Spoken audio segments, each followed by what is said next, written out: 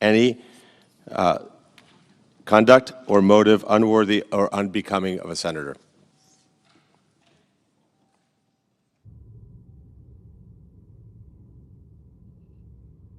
President. Recognize the Majority Leader. Thank you, Mr. President. Mr. President, we're going to vote here real soon on a bill that's been worked on for many, many months. And I want to start by thanking the staff on the committees, the relevant committees, the floor staff, everybody that's been around that has to put in the hours and get us to where we are today. They are extraordinary people who are very dedicated to their jobs and to public service, and we're grateful for that. And I will say, too, because we went through the reading of the bill, which the Democrat leader just pointed out was important for people to hear, through the middle of the night, and, I don't think there was a big American audience for that. I think a lot of people were at their jobs, working their shifts. People like nurses and firefighters who are going to benefit under this bill.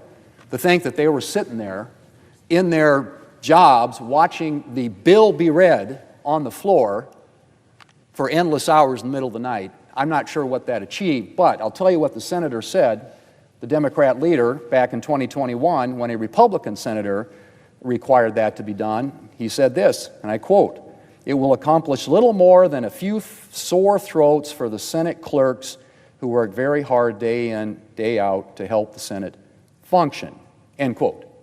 And those clerks are here today, and one of the reasons that we tried to give them a break last night is because they had to stay here the night before to read through the bill. In the dead of the night, nobody watching, but they did it. So hopefully they got a little bit of rest last night so we can start this off.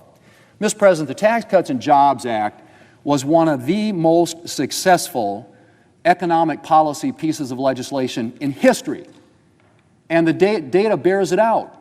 You look at what happened after the Tax Cuts and Jobs Act passed, unemployment hit a 50-year low, poverty levels at record level lows, and incomes grew. Incomes and wages increased, most among lower income Americans.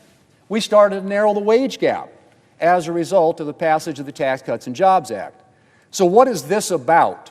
This is about extending that tax relief so the same people that benefited from it back in 2017 and for the last 8 years don't end up having a colossal, massive tax increase hitting them in the face come January 1. Now, who are those people, Mr. President? It's people, it's families making less than $400,000 a year on whom the bulk of this would fall. $2.6 trillion of this tax hike that they're supporting would hit families making less than $400,000 a year. It would hit small businesses to the tune of $600 billion in tax increases. These are pass-through businesses, the businesses who are out there creating the jobs every day. If we don't do this, they're going to face a $600 billion tax increase. That's what we're talking about. And if you want to put it in plain terms, if you're one of those families making less than $400,000 a year, the child tax credit would be cut in half. The standard deduction would be cut in half. And you wouldn't get the benefit that many taxpayers are going to get under the legislation that we're going to be debating today, which would allow tips to go untaxed, allow overtime to go untaxed. So those nurses and those firefighters that are working the long shifts, not watching the bill be read here on the Senate floor, actually get something out of this that makes their families more able to cope with the challenges that they face every day. So the Tax Cuts and Jobs Act was a massive, by any stretch of the imagination, success. And probably no better evidence of that than the fact that the Congressional Budget Office, which has been quoted a lot here in the last few hours, actually underestimated the amount of revenue that would come into the federal government by $1.5 trillion. Estimated the amount of growth, underestimated, the amount of growth in the economy by 5.4%. Dramatically underestimated what it would generate in terms of revenue and what it would generate in terms of growth. So let's just say what this is. And by the way, billionaires next year will pay the same tax rate they're paying this year. The people who are going to get hit with a tax increase if we don't do something are those families making less than $400,000 a year, who are going to see their child tax credit cut in half, their standard deduction cut in half, Their rates go back up to what they were in 2017. And in my state of South Dakota, the average family is going to pay $2,500 more if we don't do something to extend the tax relief that was passed in 2017. Now, the other thing that Democrat leader got up and talked about is, oh, they're going to be cutting Medicaid. Mr. President, there are a lot of government programs that haven't been looked at in a long time. We all acknowledge that 75% now of federal spending is what we call mandatory spending, entitlement programs, things that Congress doesn't annually appropriate for. And it continues to grow at an uncontrollable rate. In fact, the growth in the rate of Medicaid spending in the last 5 years has been 50%. That's not sustainable. We know that's not sustainable. And in the time I've been here, we have never, ever done anything to reform and improve and strengthen these programs that are growing at an unsustainable rate that will wreck our economy and wreck our country if we don't start making some changes. And so, yes, there are some improvements and reforms to Medicaid to make it more efficient, to make sure that the people who are supposed to benefit from Medicaid do, and that it doesn't go to people who shouldn't benefit from Medicaid. Now, most of the increase in spending in Medicaid has been in what we call the expansion population. And that's the number of people out there for whom states get a 90% reimbursement from the federal government. And so that has grown dramatically. And what does that represent? It's a lot of able-bodied adults, people who should be working, people who are perhaps, don't need to be getting the assistance that's designed for people who are disabled and low-income elderly and pregnant moms. That's what Medicaid was about. And states have, with the federal government, a partnership shared for the years at a traditional rate. The expansion population is 90% paid for by the federal taxpayers. And so what do states do? They game the system to get more federal money. They add more people to the rolls. And so you have people on the rolls today who are here illegally, you have people on the rolls here today who are not eligible for this program, and you have people here today for whom there is, in that program, for whom there's no work requirement. And so what this does, it makes some reforms, one of which includes work requirements. I don't think that's a novel concept. It certainly isn't a concept that I think most Americans would disagree with. In fact, it was a Democrat president. Back in the 1990s, there was something called welfare reform. Bill Clinton, a Democrat president, proposed work requirements for welfare recipients. And you want to know something? The work requirements in the Welfare Reform Act passed back in 1996 and signed into law by Democrat President Bill Clinton had stronger work requirements that are included in this bill. Stronger work requirements in a bill passed, signed into law by a Democrat president than what's in this bill, and proposed, I might add, by a Democrat president. So that's one of the reforms that we're making. And these are reforms, Mr. President, are going to make this program stronger, more effective, more efficient, improve it in a way that it gets the assistance to the people for whom it was intended and not to people who are gaming the system. And yes, we address the issue of provider taxes, which has been abused. No question about it. It's another way to leverage federal money, get more federal money into the state coffers, and the states have used it for things not just to cover people, but also for other reasons. And you like states like New York and California who've gamed the system. So the whole issue of what we're doing with the Medicaid program is to get rid of the waste, fraud, and abuse, make it work in the way in which it was intended to cover the people for whom it was intended, and to make sure that we have work requirements included there. To the current policy baseline. Everybody got up last night and they were clamoring and yelling very animated speeches about how the Republicans they're using a current policy baseline. How could they ever do that? Well, you know what? Back in 2012, President Obama, and one of the people who was working for him at the time, named Jeff Zients, used the current policy baseline to make permanent the Bush tax cuts. And the way he described it, Jeff Zients described it at the time, he called it the alternative fiscal scenario. That's how they explained to the American people. And then he translated it and said what it is, it's a current policy baseline. So the Democrats have used this before. In fact, they you could argue, pioneered it But current policy baseline is something that's been used by both sides. So it's a little, spare me the hypocrisy and the noise about current policy baseline. Alternative fiscal scenario, he called it, and then he went on to explain current policy baseline.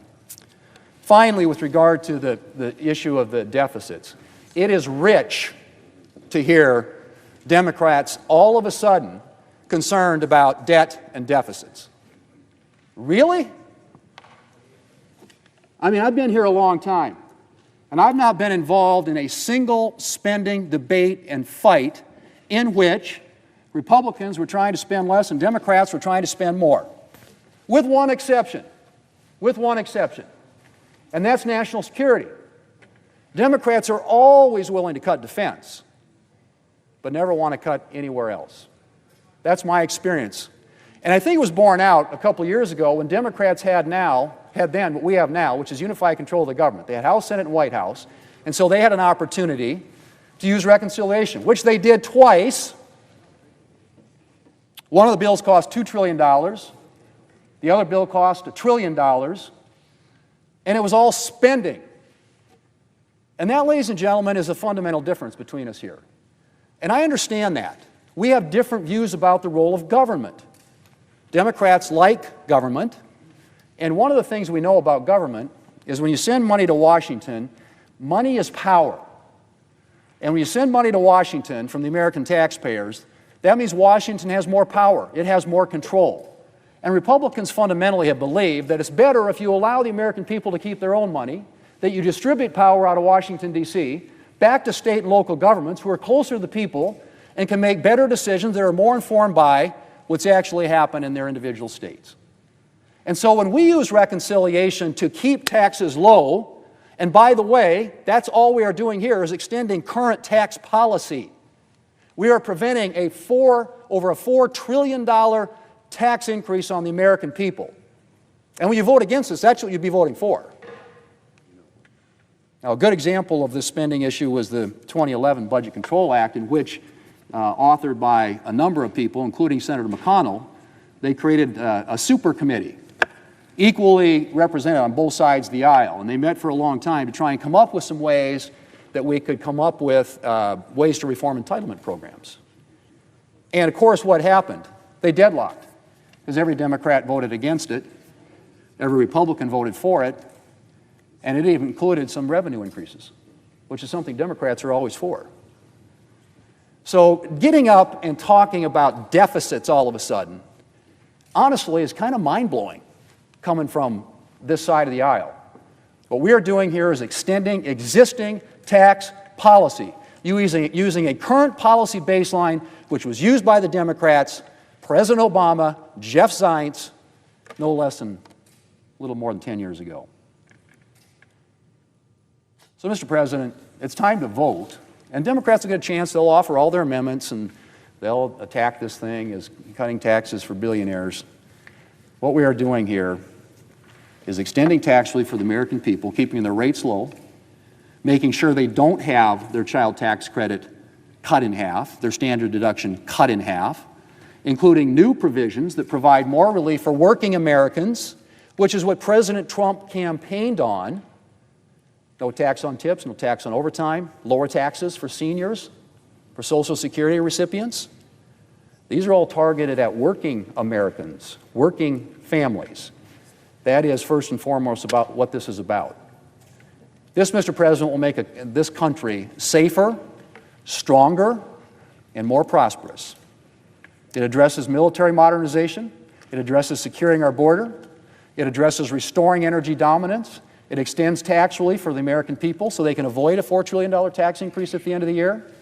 And yes, it includes some savings associated with reforms that are made in a way that targets assistance from federal programs to where it was intended to go.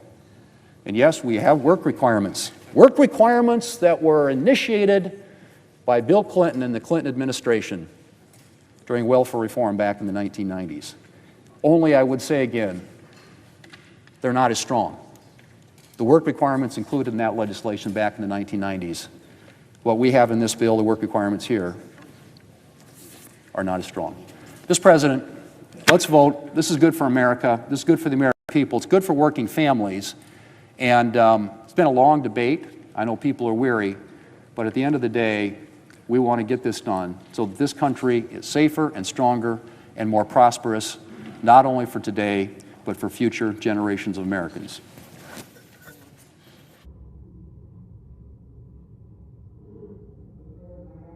That there be 2 minutes equally divided prior to all roll call votes in relation to calendar number 107, H.R. 1. Without objection.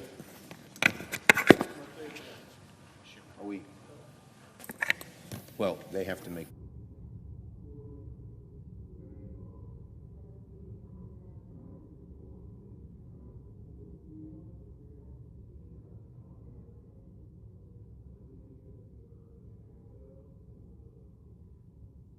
Okay, so, I recognize the Democrat leader. well, we're about to vote on something that we have never seen before in the Senate. And rather than be honest with the American people about the true costs of these billionaire giveaways, and by the way, I didn't hear Donald Trump campaigning on tax breaks for billionaires, which is the main thrust of this bill. He wouldn't tell them about that. But Republicans are doing something the Senate has never done before, deploying fake math, accounting gimmicks to hide the true cost of the bill. Look, Republicans can use whatever budgetary gimmicks they want to try and make the math work on paper, but you can't paper over the real-life economic consequences of adding tens of trillions to the debt, and that's what this does. Make no mistake about it, and it's the way we've always calculated things. So, to vote yes on this, make no mistake about it, my colleagues, will in a dramatic way further erode the Senate. I urge a no vote. Mr. President, I recognize the senator from South Carolina. as to being weary, I feel great. I've never felt better. I've been wanting to do this for like a long time, and our ship's about in. So I'm very happy, Budget Chairman. As to what we're talking about right now, we're not overruling the parliamentarian because she said it was up to the Budget Chairman to set the baseline. The chair made a decision that was right. The budget resolution gives me the authority that we all passed to do this. In 2008, Senator Conrad changed the baseline to accommodate the Farm Bill, and the Republican former chairman, Judge Gregg, said the chairman of the Budget Committee declared the new baseline under a new budget. The budget chairman has a right to do that. That's what I'm doing. In 2022, Senator Sanders directed CBO to write a new scoring rule, changing the baseline to get Head Start money into the budget. So this has been done. In 2012, in a bipartisan fashion, as the Bush tax cuts were about to expire, they extended them using current policy. Back home, what I'm trying to do, and I'm very happy about it, is make sure the tax cuts don't expire 10 years from now. I want you to be able to go to bed tonight and wake up tomorrow knowing that tax cuts you have today are permanent, unless one day my Democratic colleagues change it through resolution, through reconciliation. So if you're for open borders, this bill is your worst nightmare because we control the border. If you want higher taxes, which apparently they do, this bill is your nightmare because we're going to keep tax cuts low. If you want to have a weak military, this is a bad bill for you because we give the military $150 billion. If you think Washington should control spending, this is a good bill for you. If you think the government is running just perfectly and nothing can be changed, this is your nightmare. So for those big liberal folks who I like personally, this bill is a nightmare for you.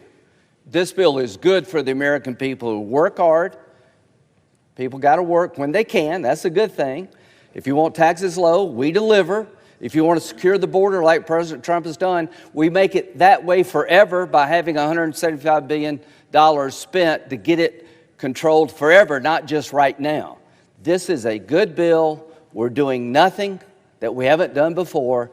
Vote yes to uphold the ruling of the chair. We're starting a process that is long overdue in this town, controlling spending, keeping taxes down, making the military strong, and finally looking at a way to get efficiency in government. Vote yes.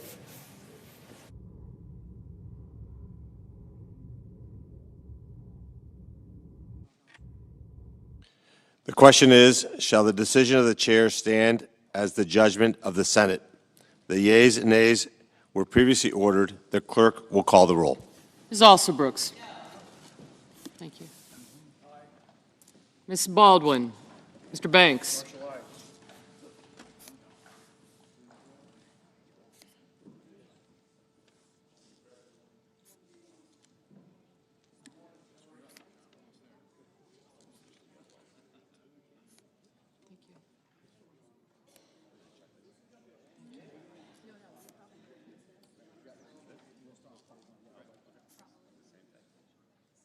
Gotcha. Gotcha. Heinrich?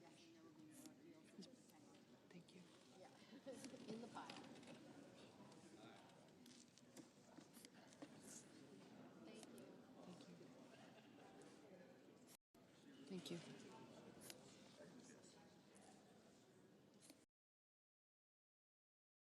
Mr. Bennett. Mrs. Blackburn.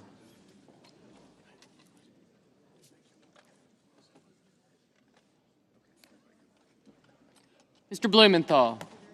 Ms. Blunt-Rochester. Mr. Booker. I got you. Mr. Bozeman. Thank you.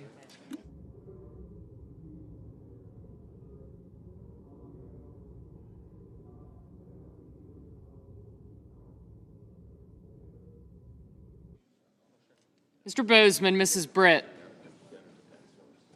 Mr. Budd. Ms. Cantwell. Mrs. Capito. Mr. Cassidy. Ms. Collins. Mr. Coons. Mr. Cornyn. Ms. Cortez Masto.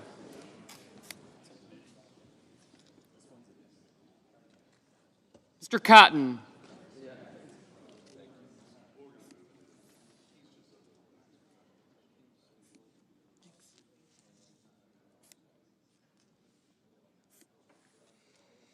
Mr. Kramer, Mr. Crapo, Mr. Cruz, Mr. Curtis, Mr. Daines, Ms. Duckworth, Mr. Durbin,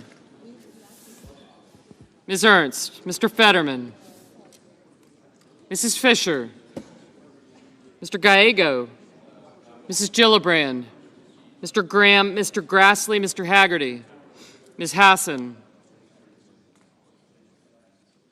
Mr. Hawley, Mr. Heinrich,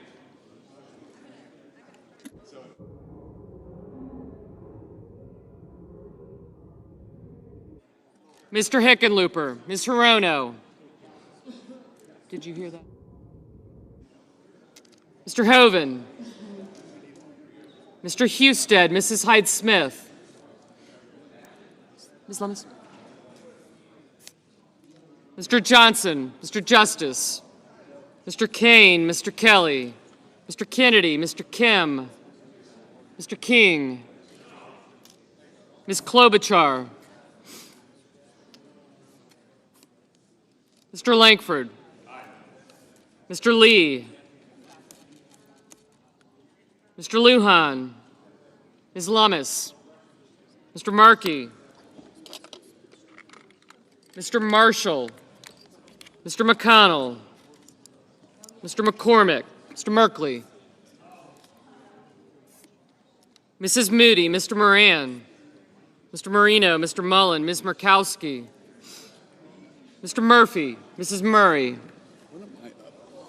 Mr. Ossoff, Mr. Padilla, Mr. Paul, Mr. Peters, Mr. Reed, Mr. Ricketts, Mr. Risch, Ms. Rosen, Mr. Rounds, Mr. Sanders, Mr. Schatz, Mr. Schiff,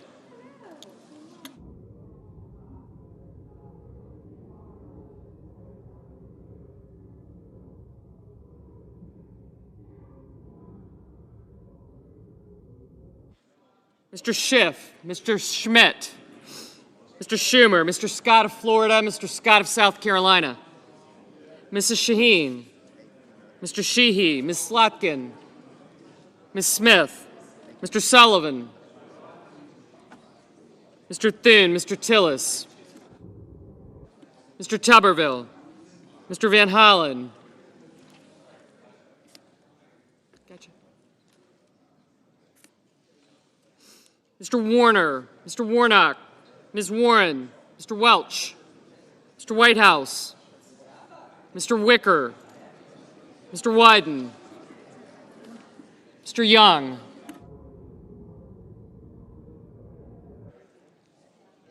Senators voting in the affirmative: Barrasso, Budd, Cornyn, Cotton, Crapo, Cruz, Ernst, Graham, Grassley, Haggerty, Kennedy, Lankford, Lummis, Marshall, McCormick, Moody, Marino, Mullen, Paul, Risch, Schmidt, Sheehy, Thune, and Tuberville.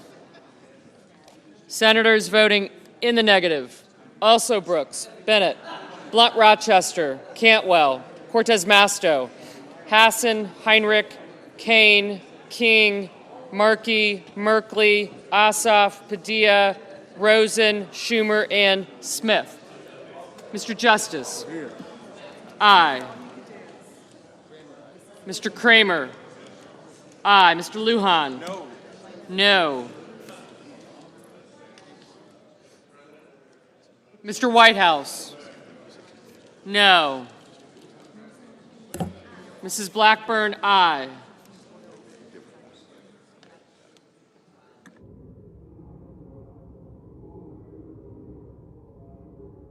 Mr. Kim, no.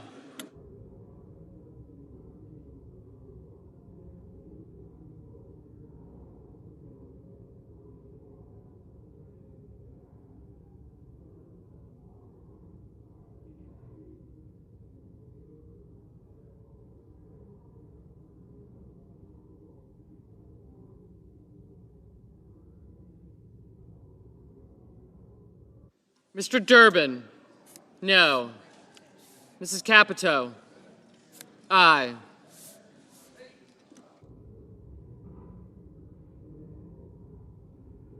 Mr. Cassidy, aye. Mr. Rounds, aye.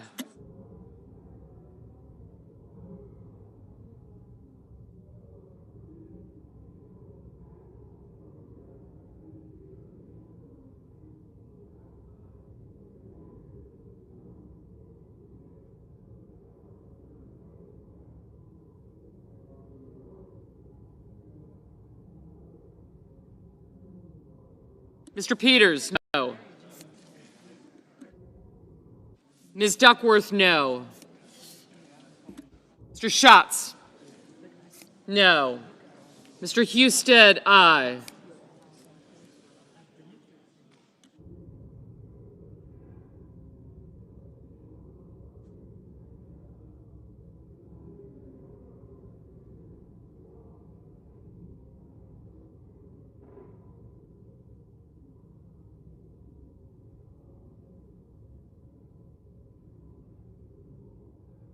Mr. Hawley, aye.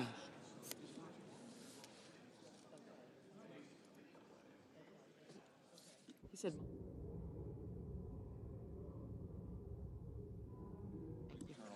Mr. Ricketts, aye.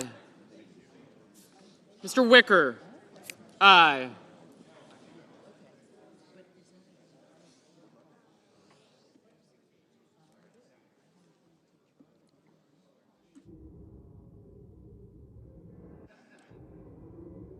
Mr. Gallego, no.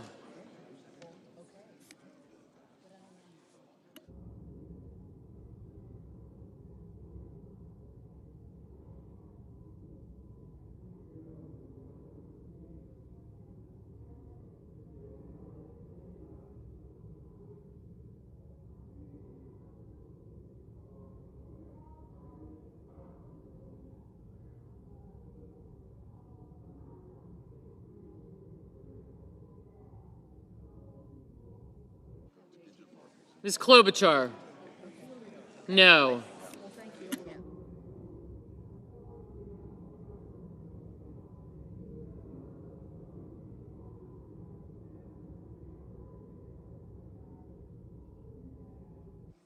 Mr. Booker?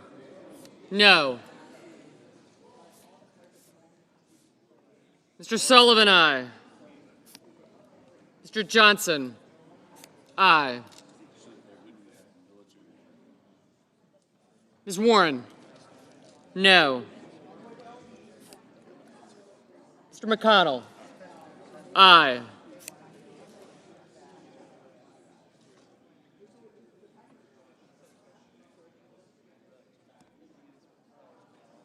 Yes. Mr. Bozeman, aye.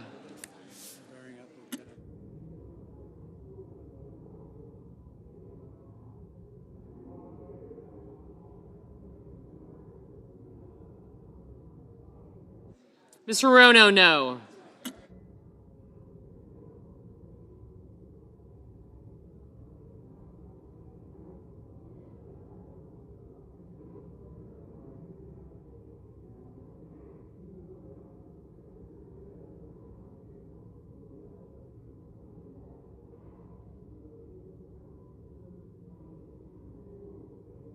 Mr. Lee, aye.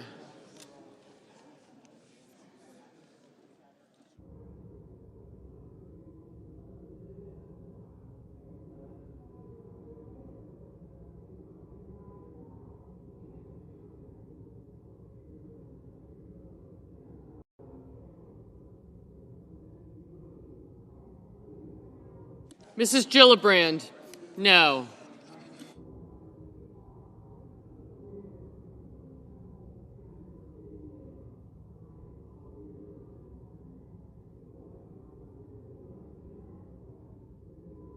Mr. Reed, no.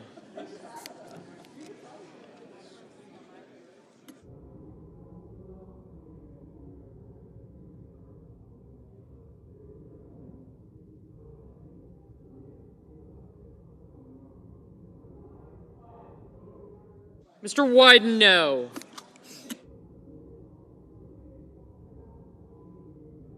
Mr. Hickenlooper, no. Mr. Scott of Florida, aye. Mr. Curtis, aye. Mr. Scott of South Carolina, aye.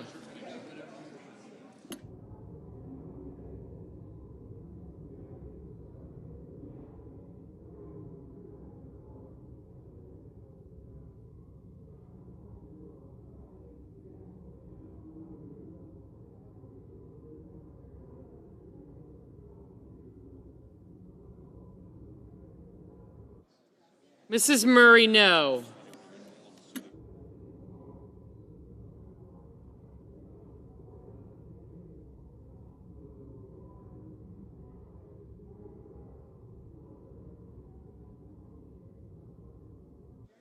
Mr. Daines, aye.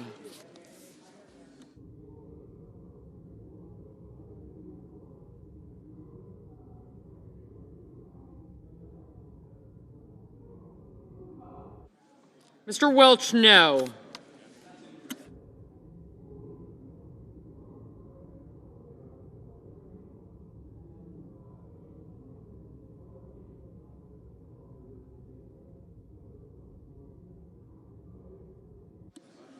Mr. Banks, aye.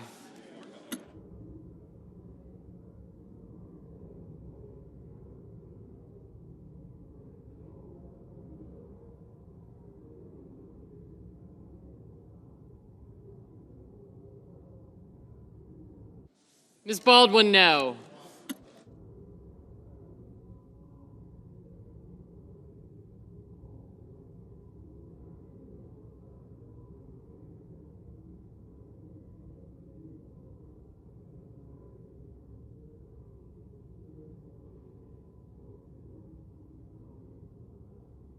Mr. Fetterman, no.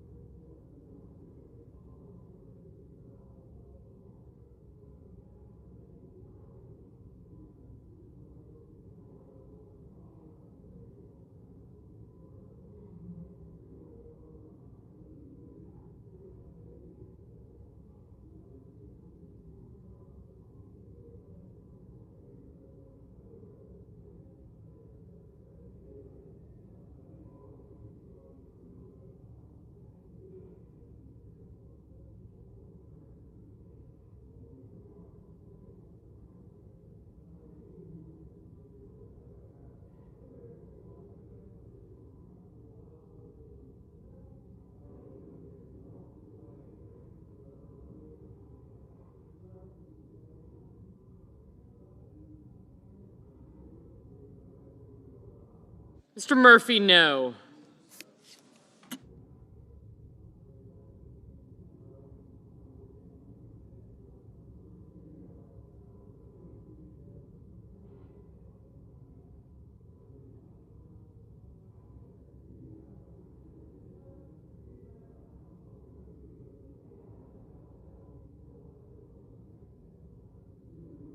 Mrs. Britt, aye.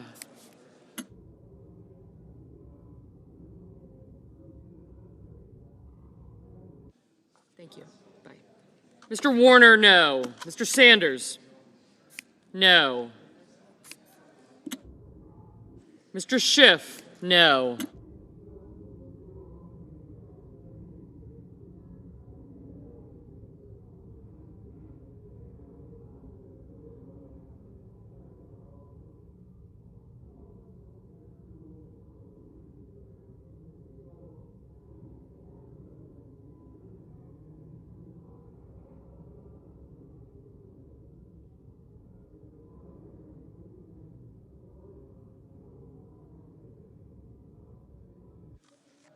Ms. Collins, aye.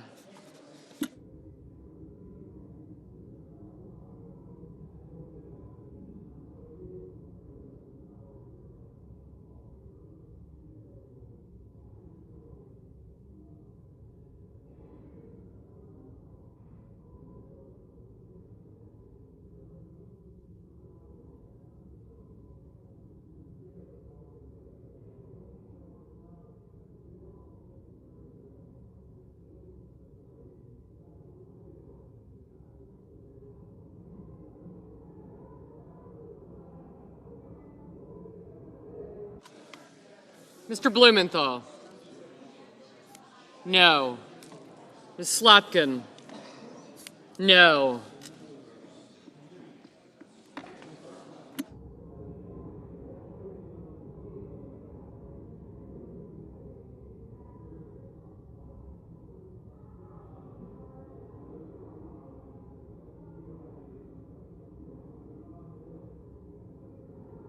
Mr. Warnock, no. Mr. Van Hollen, no.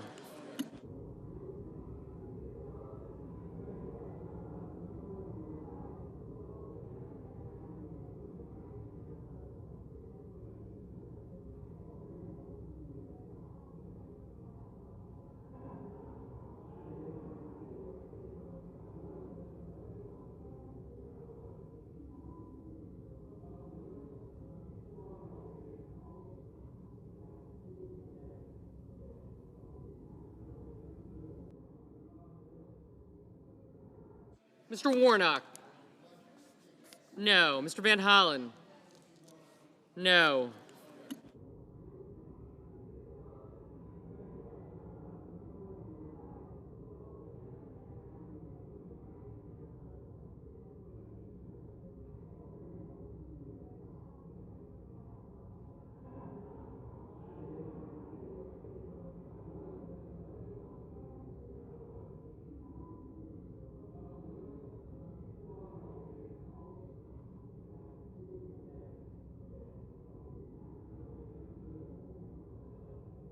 Mr. Tillis, aye.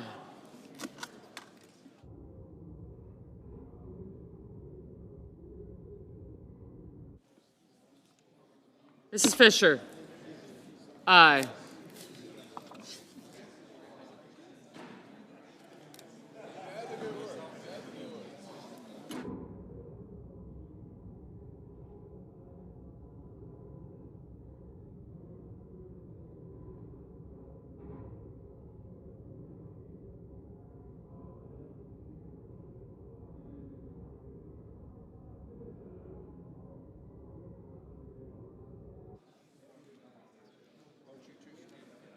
Mrs. Hyde-Smith, aye.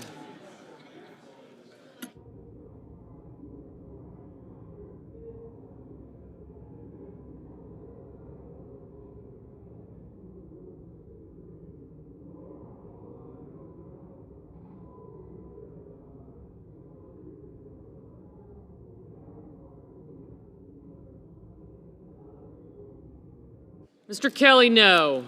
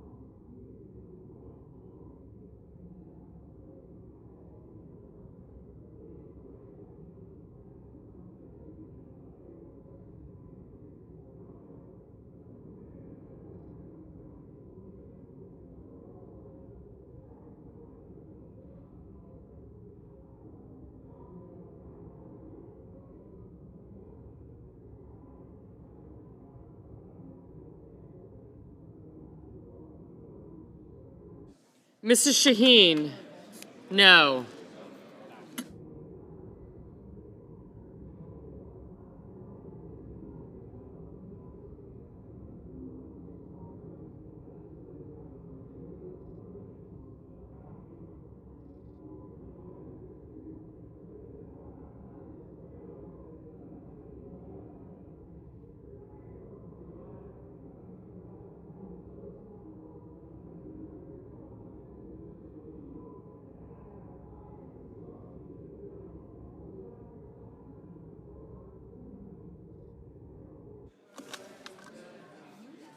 Mr. Moran, aye.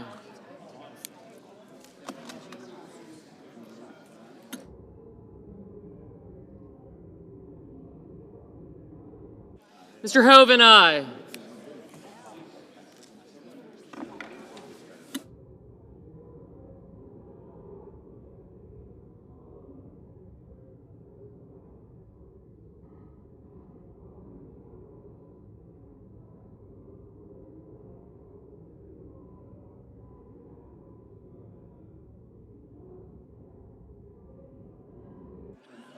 Ms. Murkowski, aye.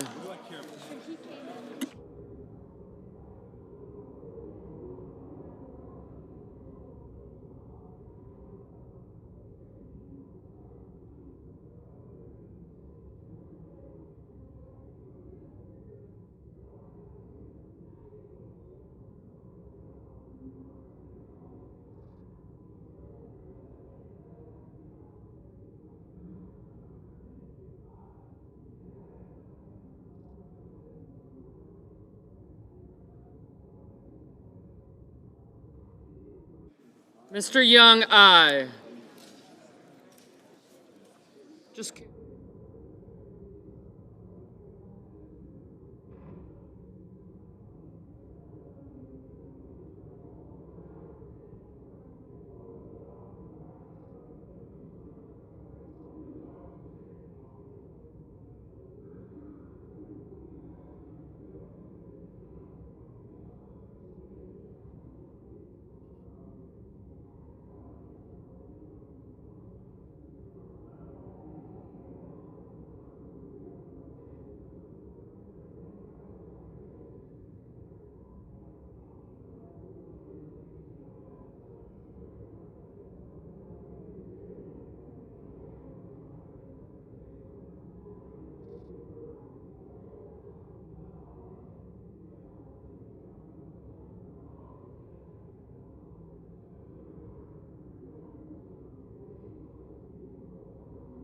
Mr. Coons, no.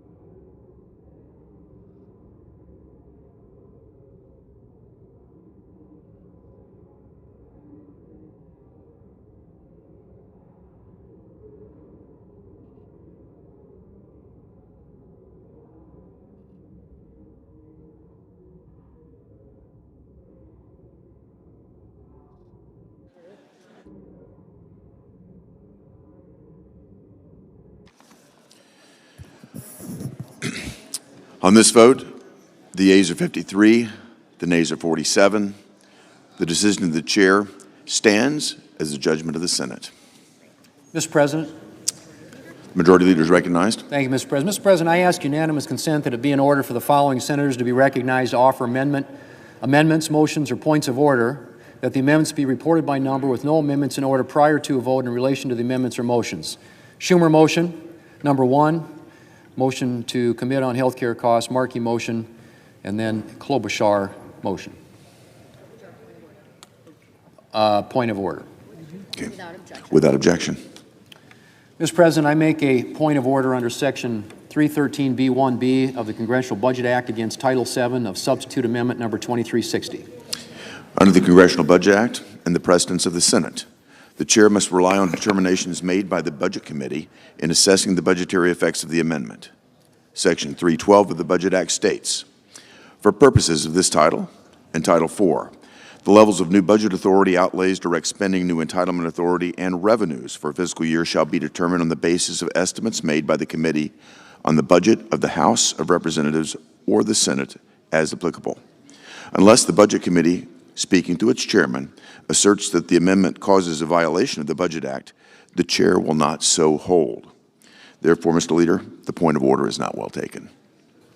President, Senator from Oregon is recognized. I appeal the ruling of the chair, and I ask for the yeas and nays. Is there a sufficient second? There appears to be. There are now 2 minutes, there appears to be. There appears to be. There are now 2 minutes of debate, equally divided. There are now 2 minutes of debate, equally divided. Senator from Oregon. I ask the CBO letter of June 29 to the ranking member of the Budget Committee be submitted for the record. Without objection. And in this letter, it notes that the baseline was prepared, the alternative baseline, based on a request made by the chairman of the Senate Committee on the Budget. But the letter goes on to say this. The CBO estimates that enacting this title would increase the deficit by nearly $3.5 trillion over the 2025-34 period. Clearly, that amount, done by honest numbers from CBO, exceeds the budget resolution level, and therefore we should not affirm the ruling of the chair. It is said in this ruling, I just heard, that precedent provides a foundation for this. But in fact, the ability of the chair to create a phony baseline has never been used in reconciliation. Not ever.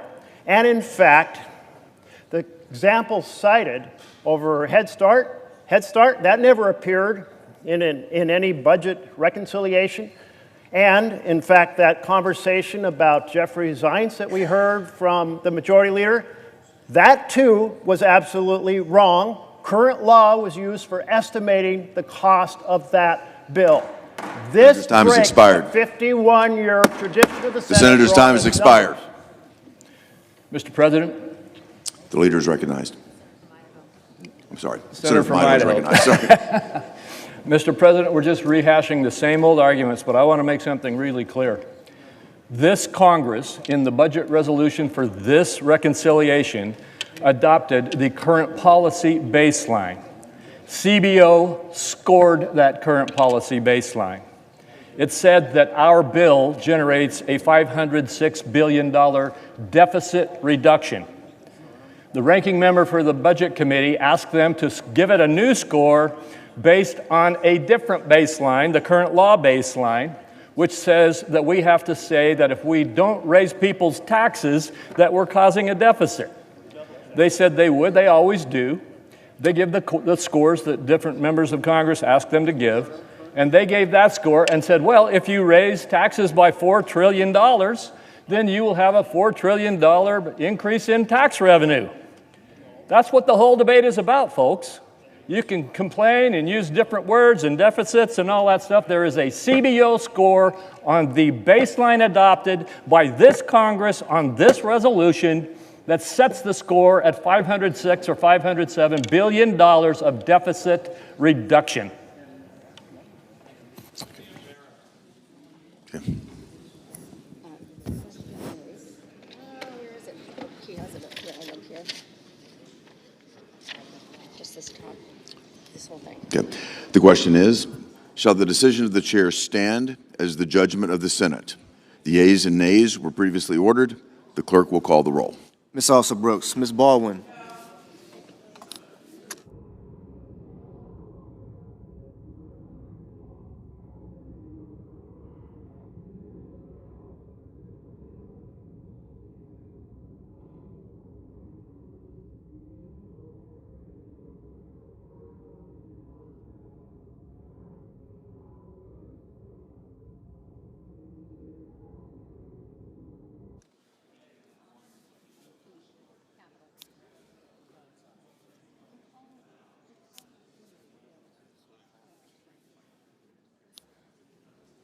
Mr. Banks,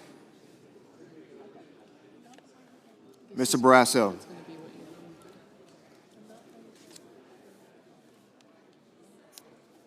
Mr. Bennett, Mrs. Blackburn,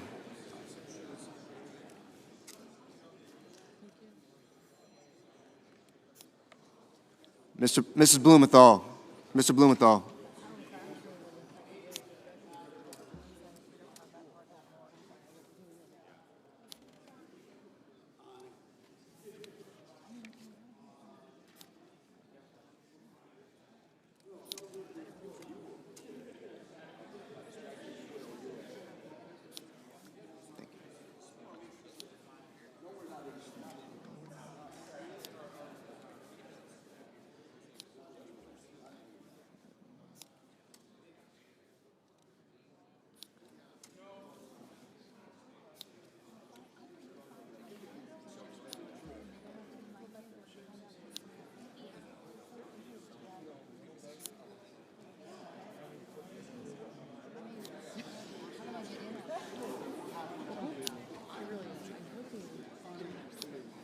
Blackburn on your left.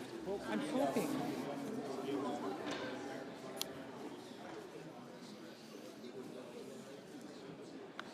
Ms. Blunt Rochester, Mr. Booker, Mr. Bozeman, Mrs. Britt, Mr. Budd, Ms. Cantwell, Mrs. Capito, Mr. Cassidy, Ms. Collins, Mr. Coons,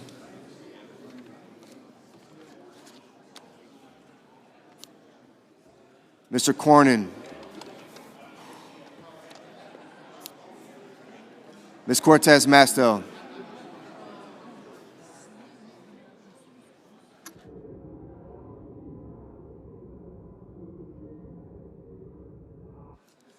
Mr. Cotton,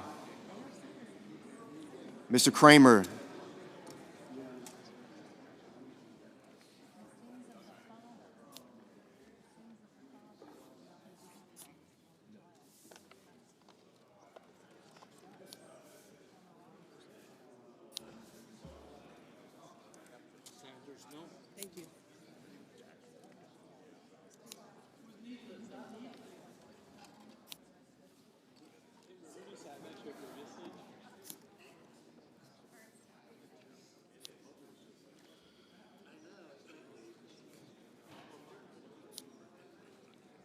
Mr. Crapo, Mr. Cruz, Mr. Curtis,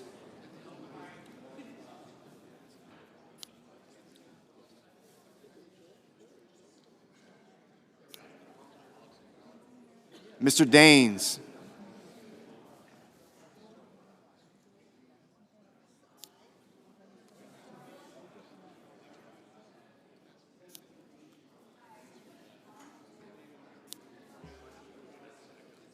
Ms. Duckworth, Mr. Durbin, Ms. Ernst, Mr. Fetterman, Mrs. Fisher, Mr. Gallego, Mrs. Gillibrand, Mr. Graham,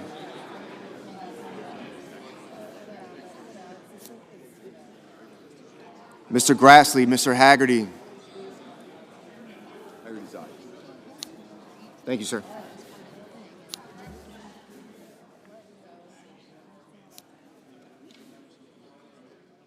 Ms. Hassan, Mr. Hawley, Mr. Heinrich.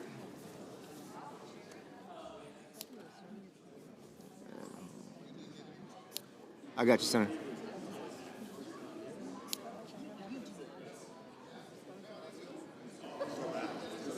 Mr. Hickenlooper, Ms. Hirono,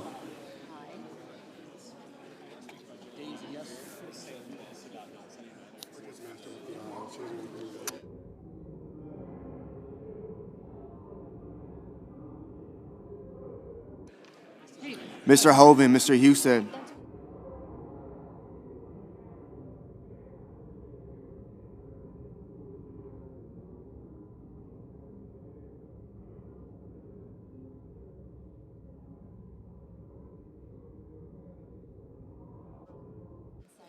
Mrs. Hyde Smith,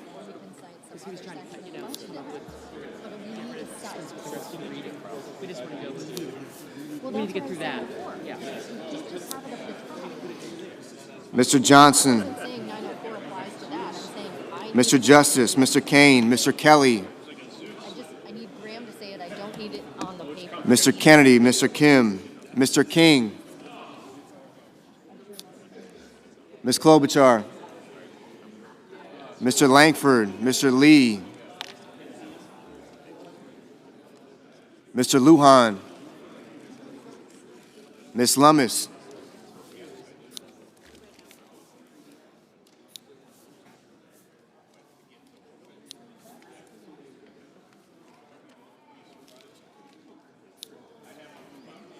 Mr. Markey, Mr. Marshall, Mr. McConnell, Mr. McCormick, Mr. Merkley, Mrs. Moody, Mr. Moran, Mr. Moreno, Mr. Mullen, Ms. Murkowski,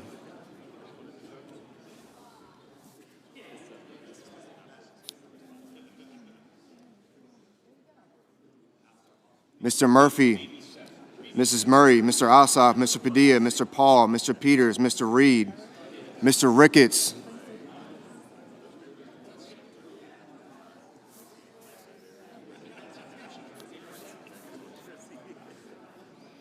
Mr. Risch, Ms. Rosen,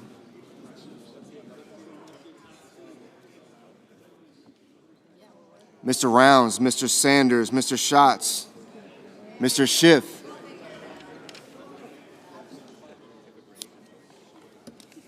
Mr. Schmidt,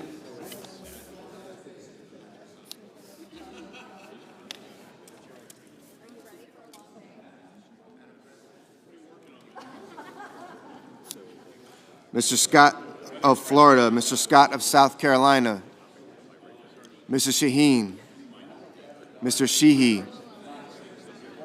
Ms. Slotkin, Ms. Smith, Mr. Sullivan,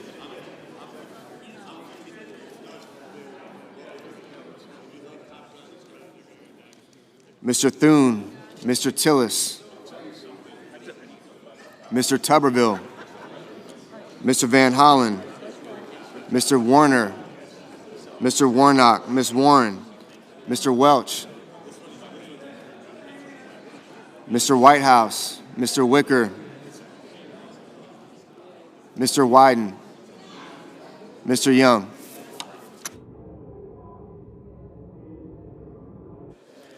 Senators voting in the affirmative: Banks, Barrasso, Blackburn, Britt, Budd, Cassidy, Kramer, Crapo, Cruz, Curtis, Daines, Ernst, Fisher, Graham, Grassley, Haggerty, Hawley, Hoven, Husted, Justice, Kennedy, Langford, Lee, Lummis, Marshall, Moody, Moran, Moreno, Mullen, Paul, Rounds, Scott of Florida, Sheehy, Thune, Tuberville, Wicker, Young.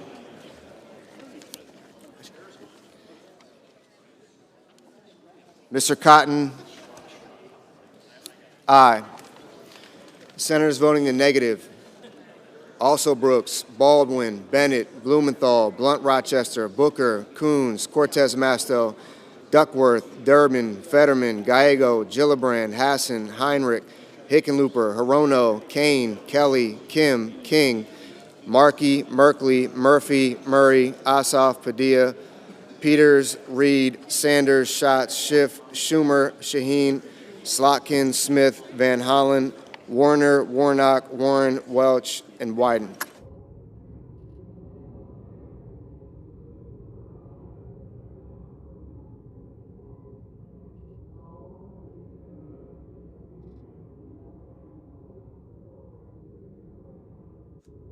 Mr. Whitehouse, no.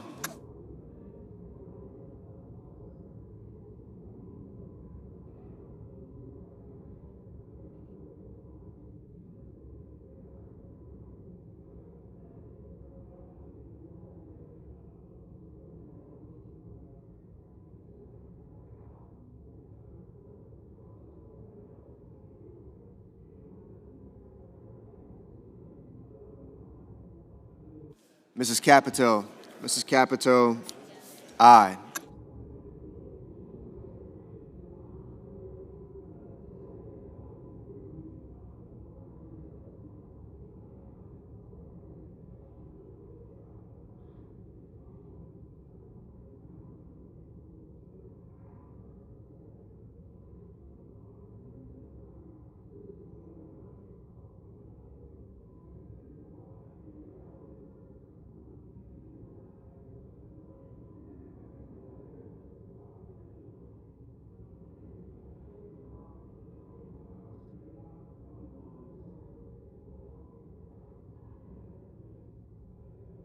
Ms. Cantwell, no.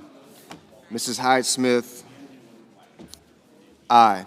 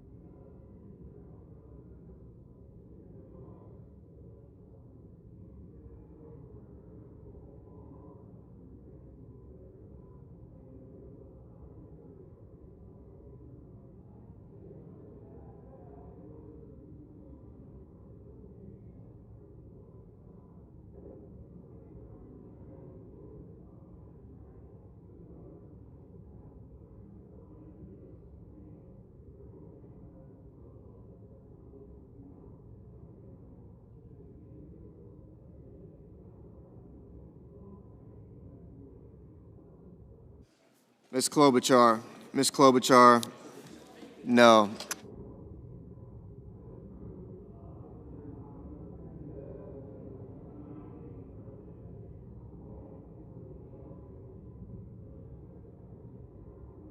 Ms. Collins, Ms. Collins, aye.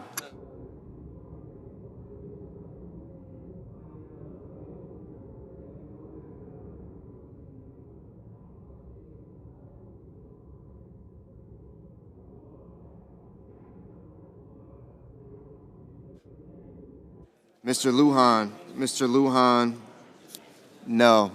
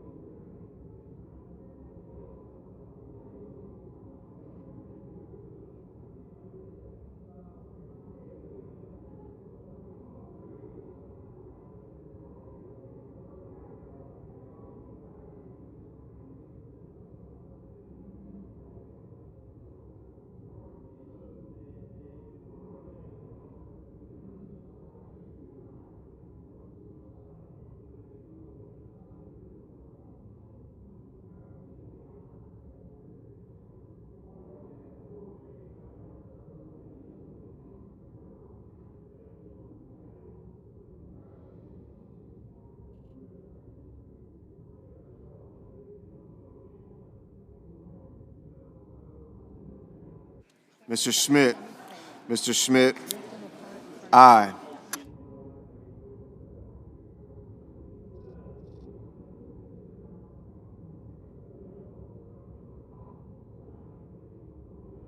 Ms. Rosen, no. Mr. Ricketts, aye. Mr. Risch, aye.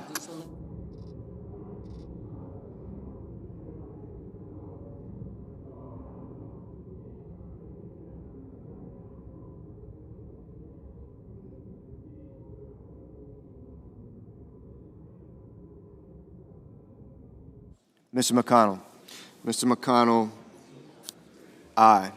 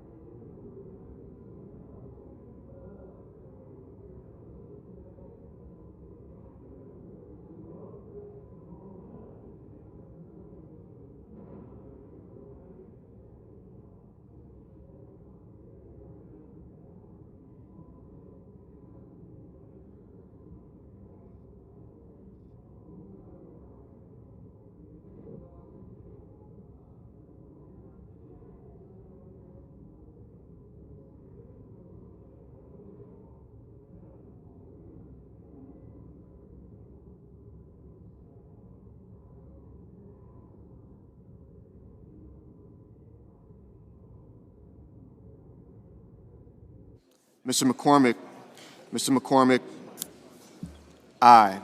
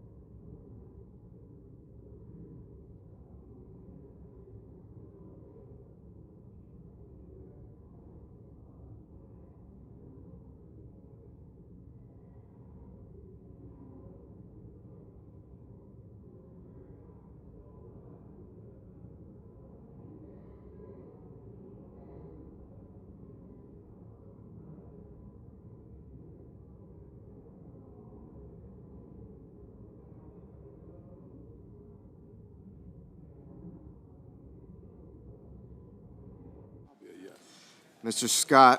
Scott of South Carolina, aye.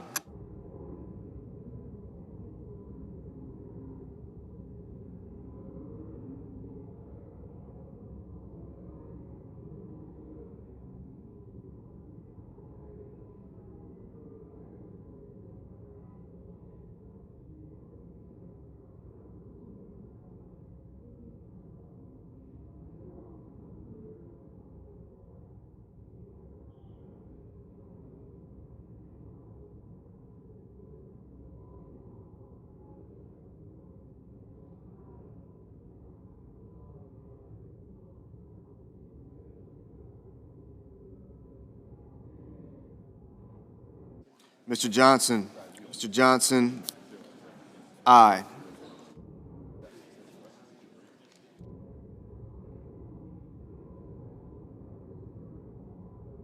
Mr. Bozeman, aye.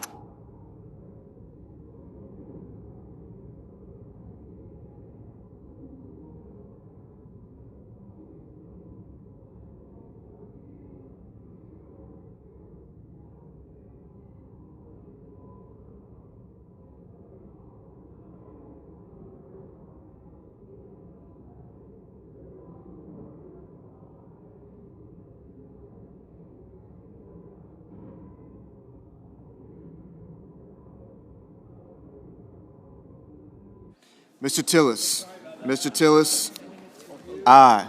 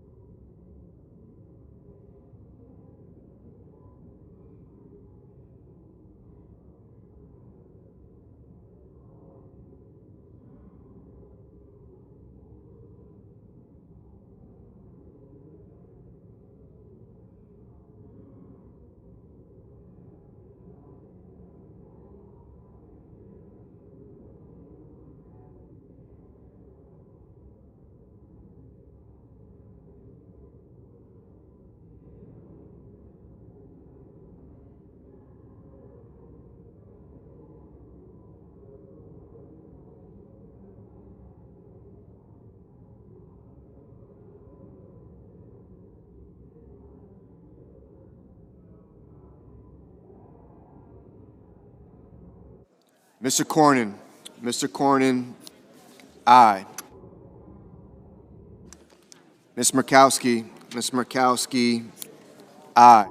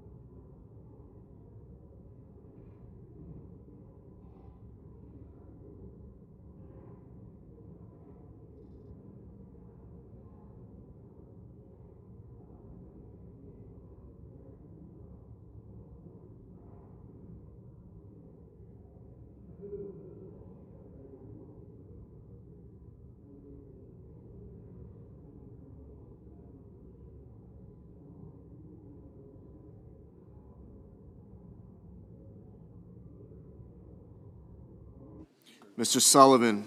Mr. Sullivan, aye.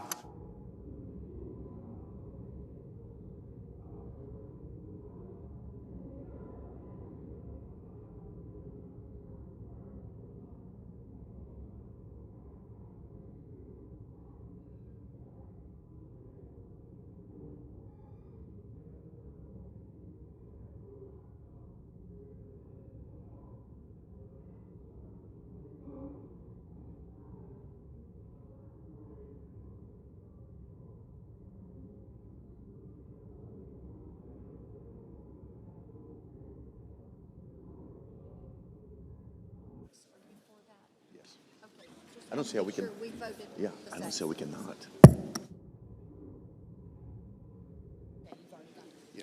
Yeah.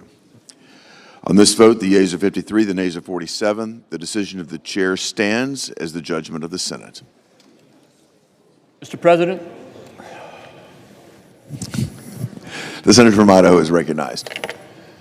thank you, Mr. President. I ask unanimous consent that Senator Risch and I be permitted to speak for up to 1 minute each regarding the recent tragedy in our state. Without objection. Thank you, Mr. President. The Senate We have order. The Senate has important work to accomplish today to prevent a more than $4 trillion tax hike on American workers and families, and we will accomplish that goal. However, while business continues here, life for the North Idaho community of Coeur d'Alene remains at a very painful standstill as we mourn the horrific loss of 2 firefighters. Yesterday afternoon, firefighters from Coeur d'Alene and Kootenai County were responding to a fire on Canfield Mountain. Upon arrival, they were ambushed by gunfire.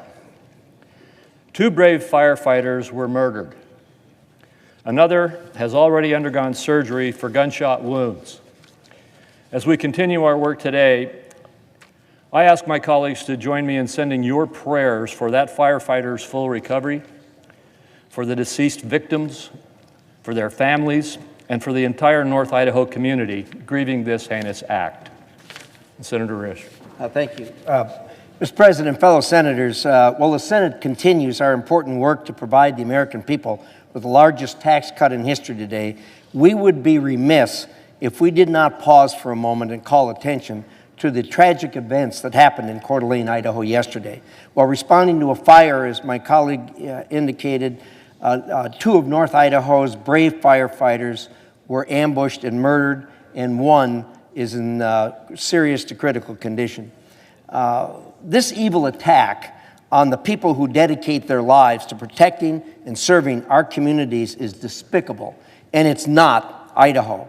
I ask my Senate colleagues to join me, Senator Crapo, and all Idahoans in praying for the victims, their loved ones, and all who have been affected by this reprehensible act.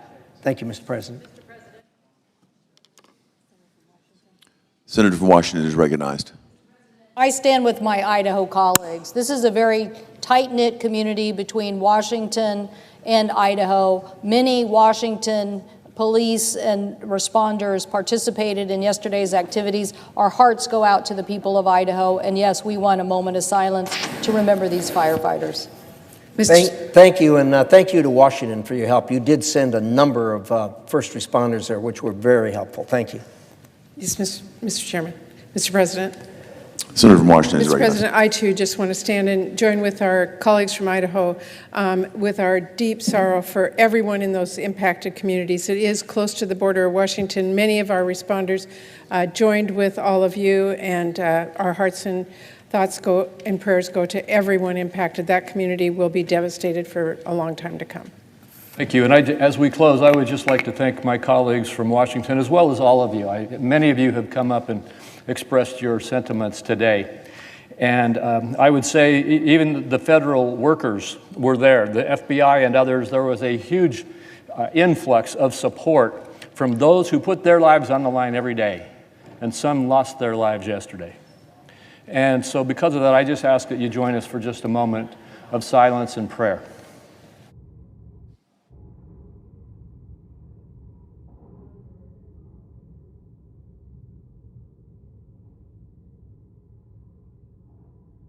President. Thank you.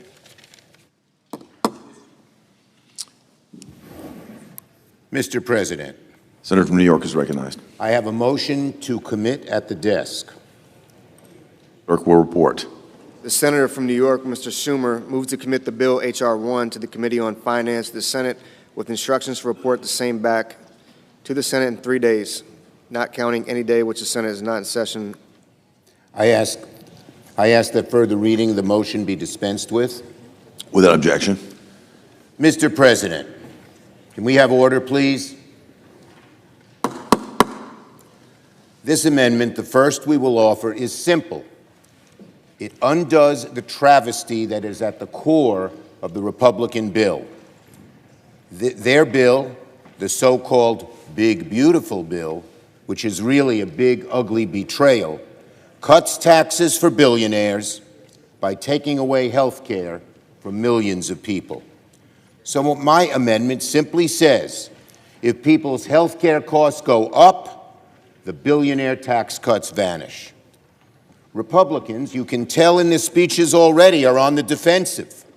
They know how bad this bill is for the American people. They know that Donald Trump is lying when he says it won't cut health care. I salute my colleague from North Carolina. We all heard what our colleague from North Carolina had to say yesterday about this bill. My guess is about half, maybe even more than half, of the Republicans in the Senate agree with him. But he had the courage to speak the truth. He said it himself. The bill devastates his state, but make no mistake about it, it will devastate the states of almost every Republican here.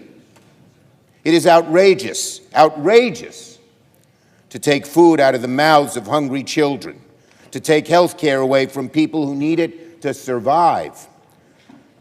Senator's time has expired. Just for tax cuts for billionaires. and the American people know it. To my colleagues in Senator's time has expired. To my colleagues in conclusion, I say you know what the right thing is. Say no to gutting health care. Say no to gutting jobs. Say no to this shameful, The senator's time has expired. backward bill, and vote yes on my The chair amendment. recognizes the senator from Idaho. Thank you, Mr. President. This is going to be something that we hear just a lot of today, and this will just be the first shot at it.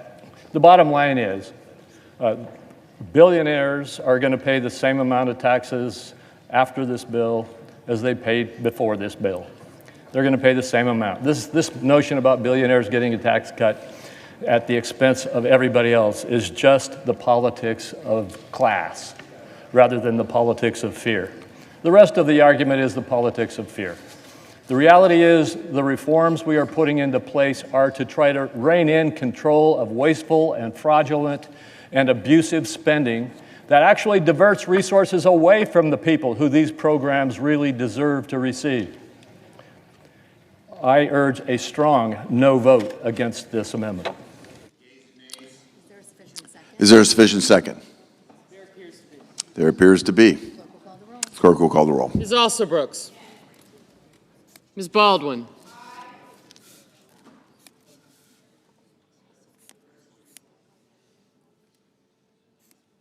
Mr. Banks. Thank you. Mr. Barrasso.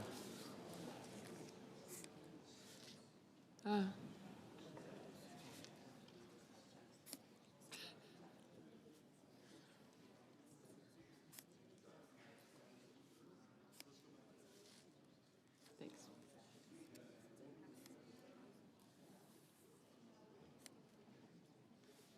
Yep.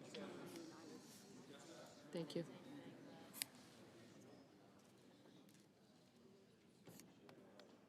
Mr. Bennett.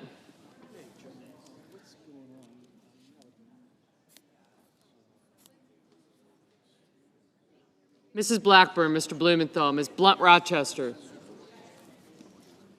Mr. Booker, Mr. Bozeman,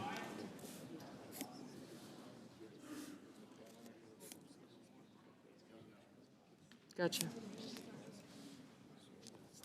Thank you.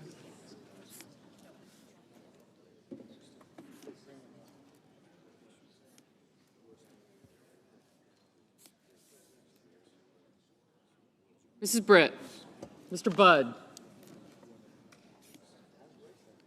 Ms. Cantwell,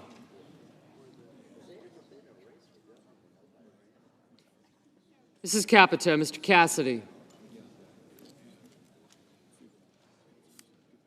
Ms. Collins,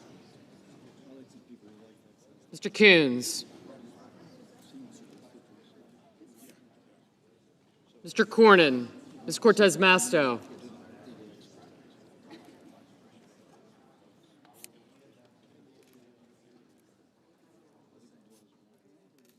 Mr. Cotton,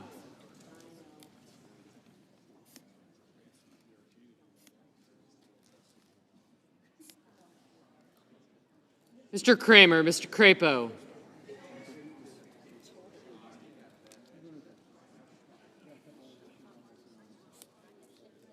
Mr. Cruz, Mr. Daines, Ms. Duckworth, Mr. Durbin. Thanks.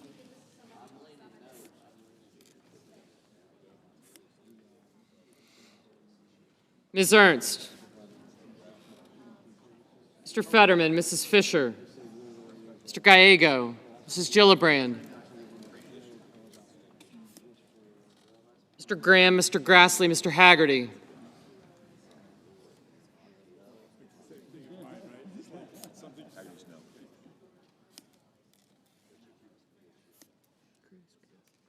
thank you.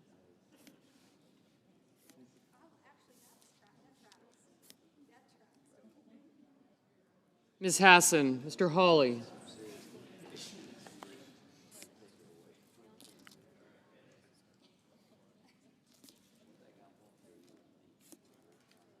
Mr. Heinrich, Mr. Hickenlooper, Ms. Hirono, Mr. Hoven, Mr. Husted, Mrs. Hyde-Smith, Mr. Johnson, Mr. Justice, Mr. Kane, Mr. Kelly, Mr. Kennedy, Mr. Kim, Mr. King,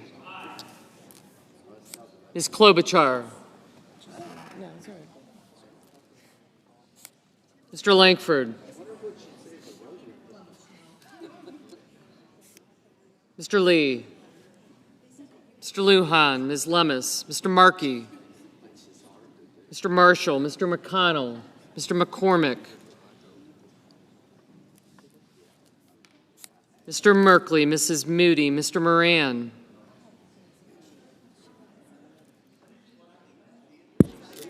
Mr. Marino, Mr. Mullen,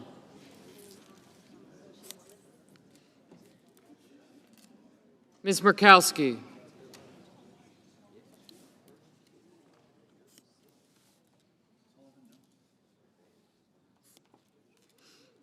Mr. Murphy, Mrs. Murray,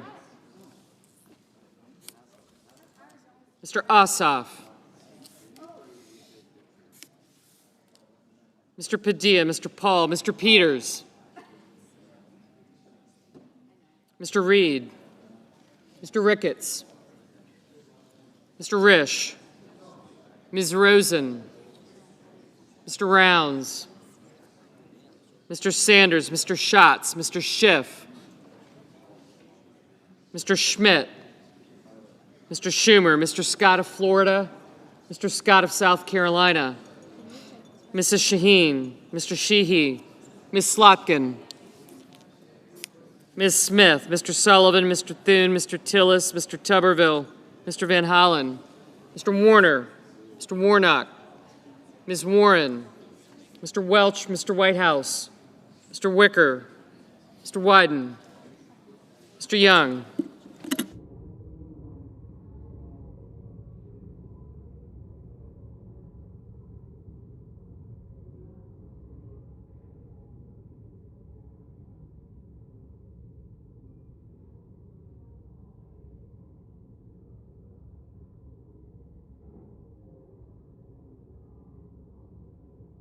Senators voting in the affirmative.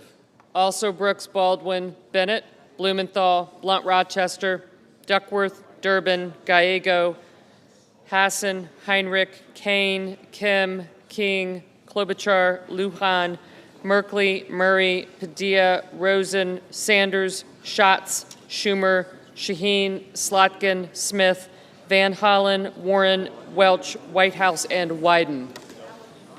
Senators voting in the negative. Blackburn, Bozeman, Britt, Capito, Cassidy, Cornyn, Cotton, Kramer, Cruz, Curtis, Daines, Ernst, Fisher, Graham, Grassley, Haggerty, Hyde-Smith, Johnson, Kennedy, Langford, Lummis, Marshall, Moody, Moran, Paul, Ricketts, Schmidt, Sheehy, Sullivan, Thune, Tillis, Tuberville, and Young. Mr. Banks, no. Mr. Husted, no. Mr. Reed, aye.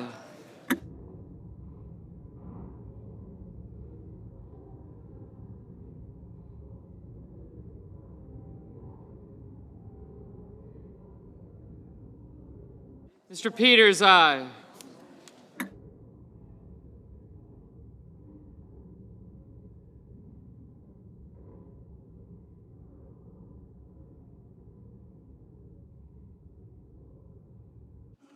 Mr. Crapo, no.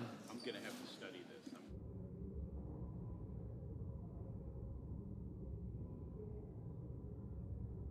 this. Mr. Budd, no.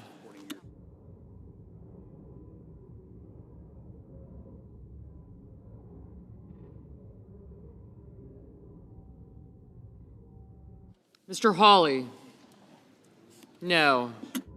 Mr. Ossoff, aye. Mr. Mullen, no.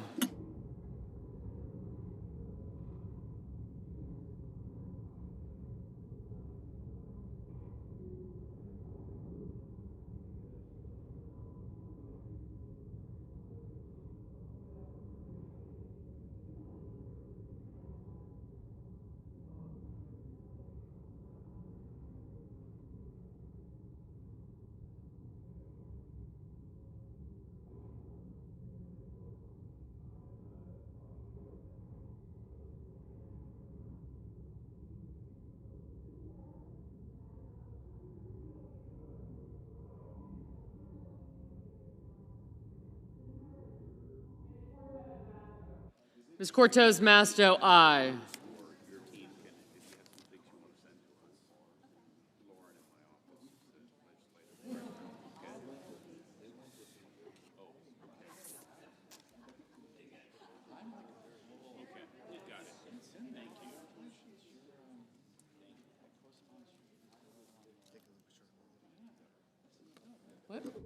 Mr. Hickenlooper, aye.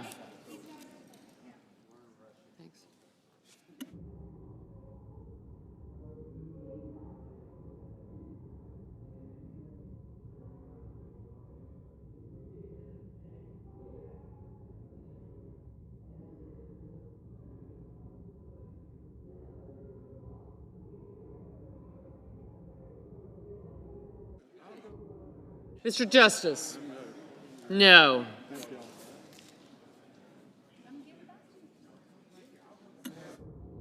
Ms. Murkowski, no.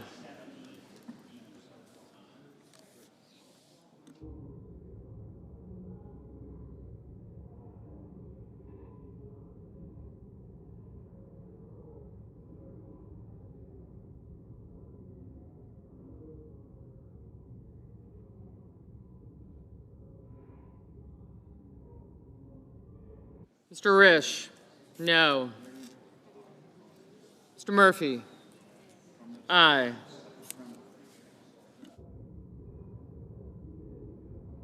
Ms. Hirono, aye.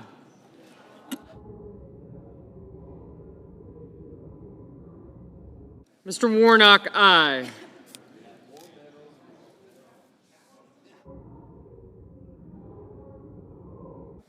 Mr. Wicker, no.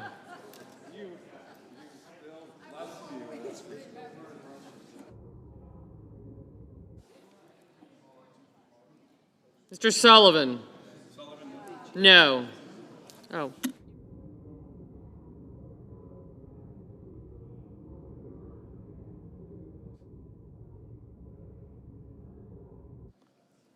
Mr. Markey, aye.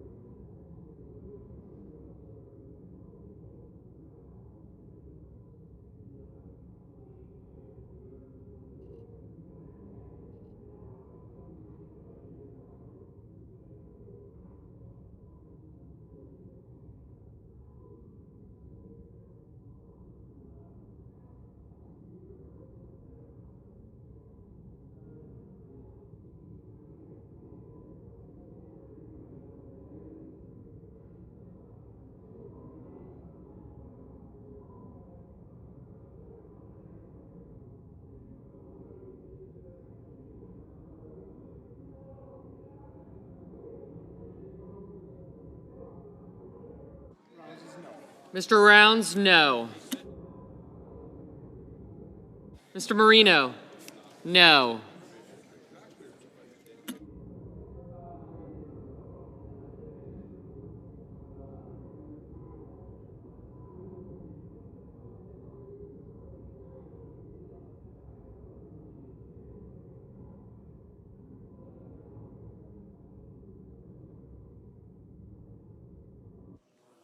Mr. Warner, aye.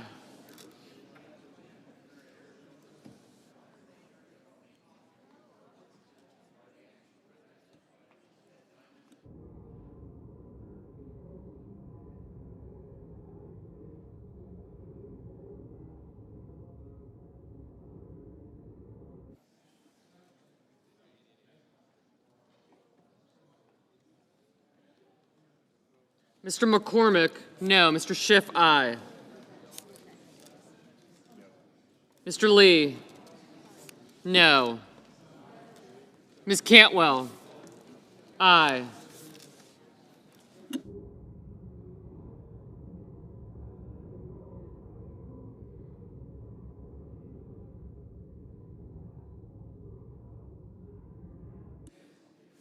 Mr. Barrasso, no.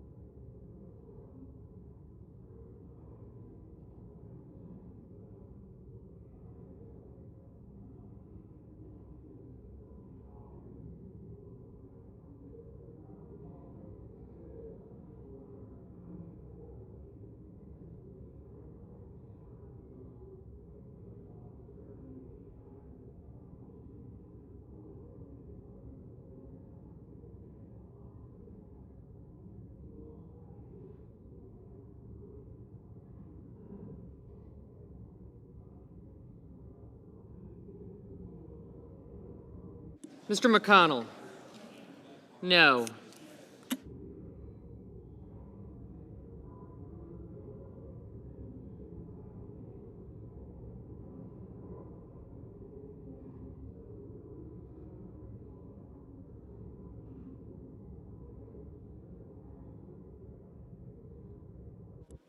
Mr. Scott of South Carolina, no.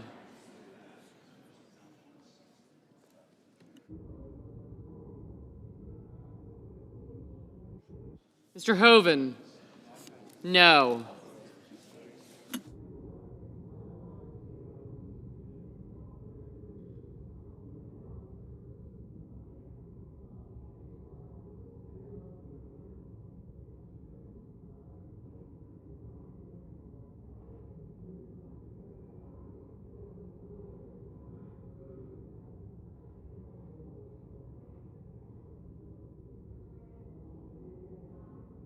Mrs. Gillibrand, aye.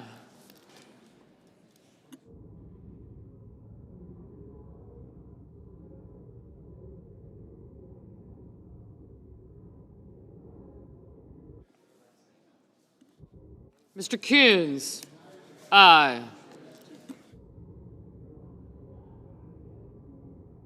Ms. Collins, no.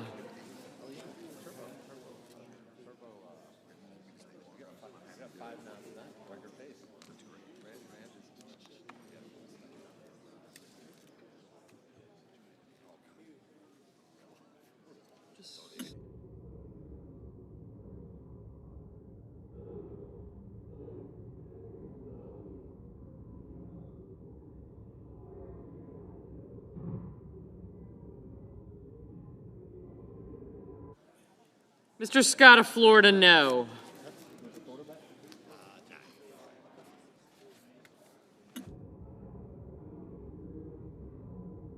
Mr. Fetterman, aye.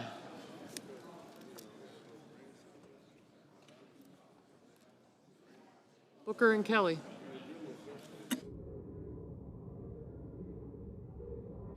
Mr. Booker, aye.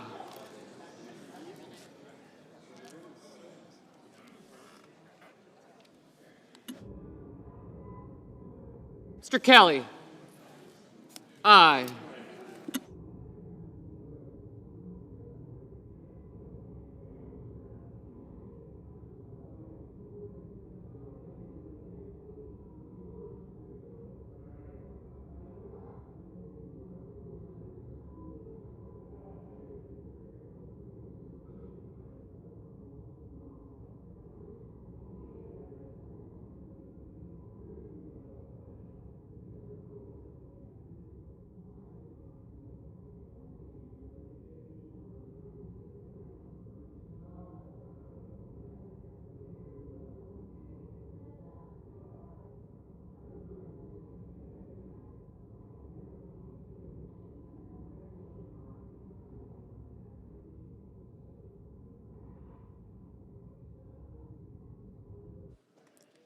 On this motion, the yeas are 47, the nays are 53. The motion is not agreed to. I recognize the senator from Massachusetts. Mr. President, I have a motion to commit at the desk. The clerk will report. The senator from Massachusetts, Mr. Markey, moves to commit the bill H.R. 1 to the Committee on Finance of the Senate with instructions to report the same back to the Senate in 3 days. I further ask further reading of the motion be dispensed with. Without objection. I rise today to cut any part of this big, ugly bill that would force rural hospitals to limit their services or actually close their doors. I have released a list of more than 300 rural hospitals across the country at risk of closing or stopping services because of any major cuts to Medicare and Medicaid. Today, that's what Republicans are guaranteeing. With a $1 trillion cut to our healthcare system, they would create in this bill.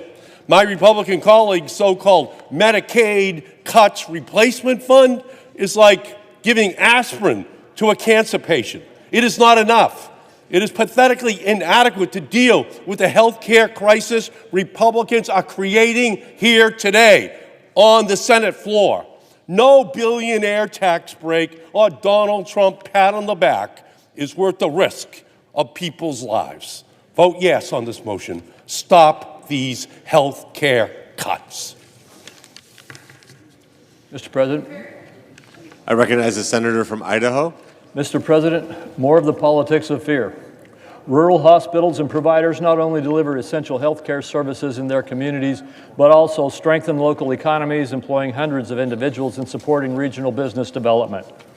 Unfortunately, for far too long, some rural hospitals have struggled to achieve financial stability, even with a wide range of targeted payment enhances. These issues predate the consideration of the reforms that we are including in the legislation today. Let me be clear. This amendment is intended to derail this very bill. The Finance Committee has a long tradition of coming together on bipartisan issues, like bolstering our rural health care system, and I look forward to working with all my colleagues to advance permanent solutions to provide rural providers from telehealth to innovative reimbursement models. Today, we need to pass this essential legislation, and I oppose this amendment. The motion is on the motion. Is there a sufficient second? There appears to be. The clerk will call the roll. Ms. Also Brooks. Ms. Baldwin.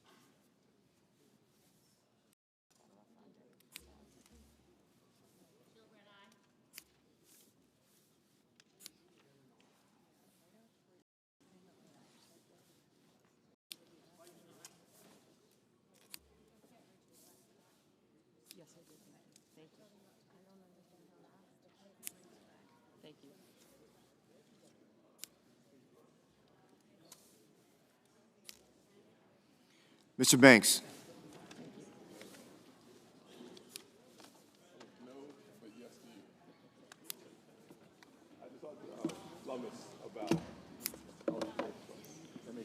Mr. Brasso.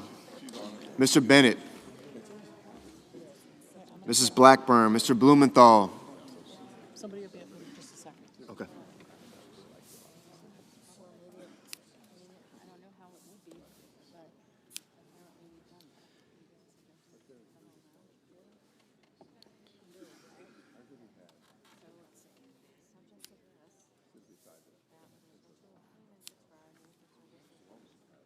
Ms. Blunt Rochester.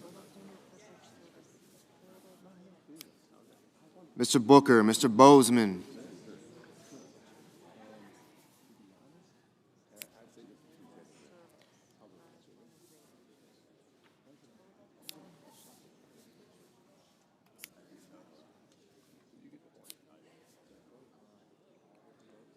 Mrs. Britt, Mr. Budd.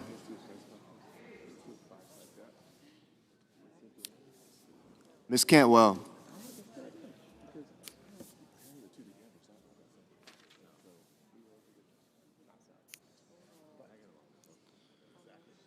Mrs. Capito. Mr. Cassidy. Ms. Collins.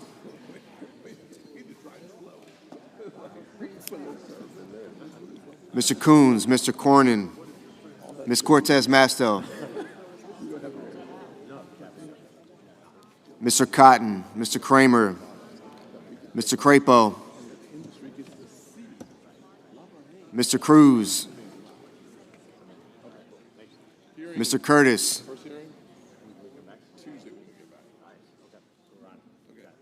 Mr. Daines, Ms. Duckworth, Mr. Durbin,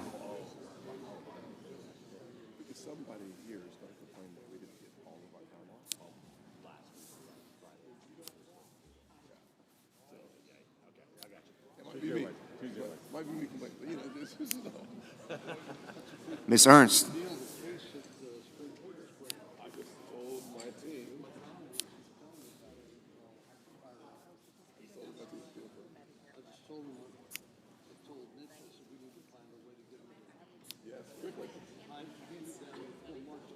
Mr. Fetterman. Mrs. Fisher.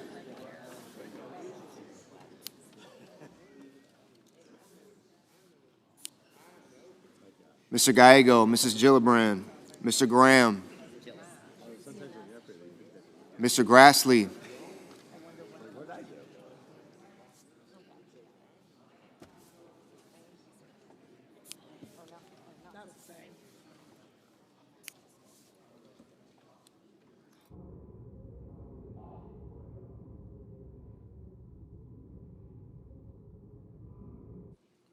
Mr. Haggerty, Ms. Hassan,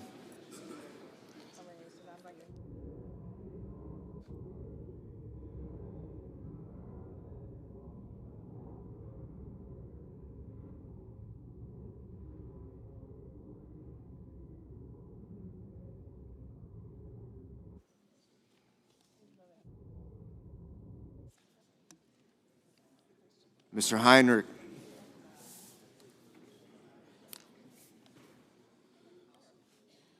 Mr. Hickenlooper, Ms. Hirono,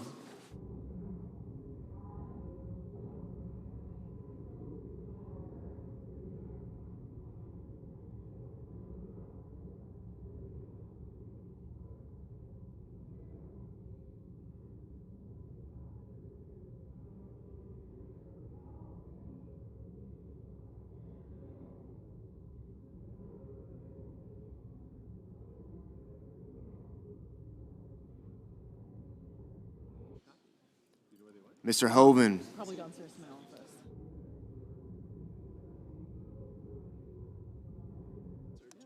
Mr. Husted, Mrs. Hyde-Smith,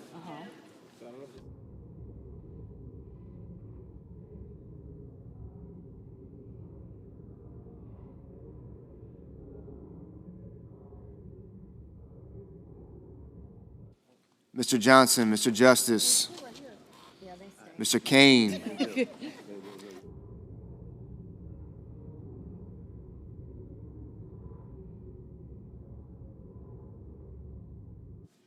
Mr. Kelly, Thank you, sir. Mr. Kennedy, Mr. Kim, Mr. King,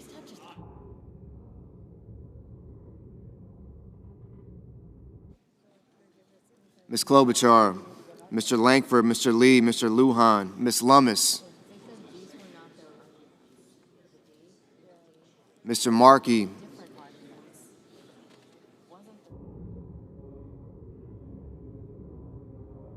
Mr. Marshall,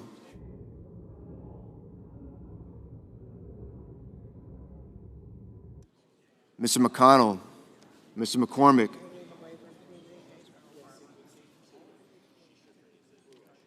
Mr. Merkley, Mrs. Moody, Mr. Moran, Mr. Moreno,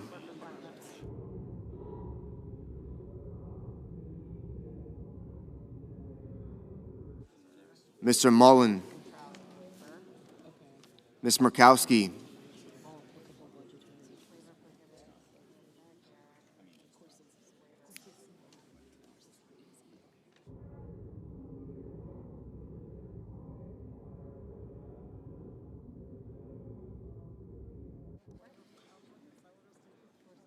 Mr. Murphy, Mrs. Murray,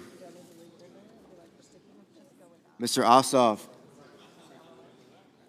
Mr. Padilla, Mr. Paul,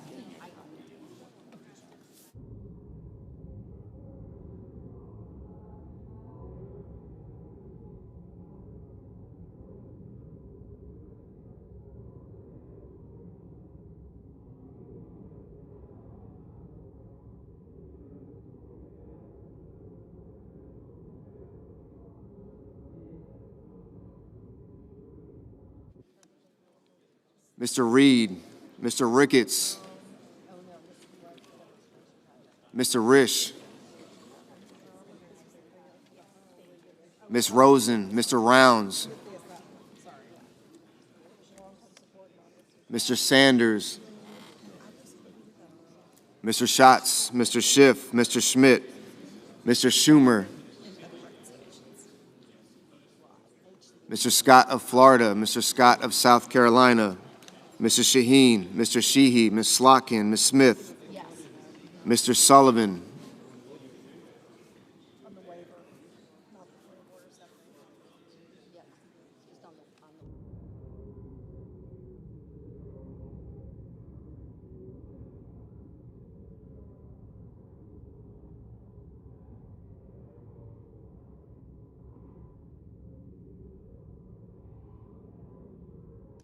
Mr. Thune, Mr. Tillis, Mr. Tuberville,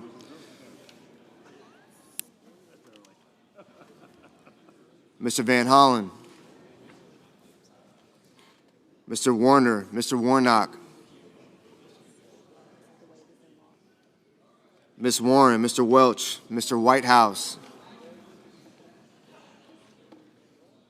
Mr. Wicker, Mr. Wyden, Mr. Young.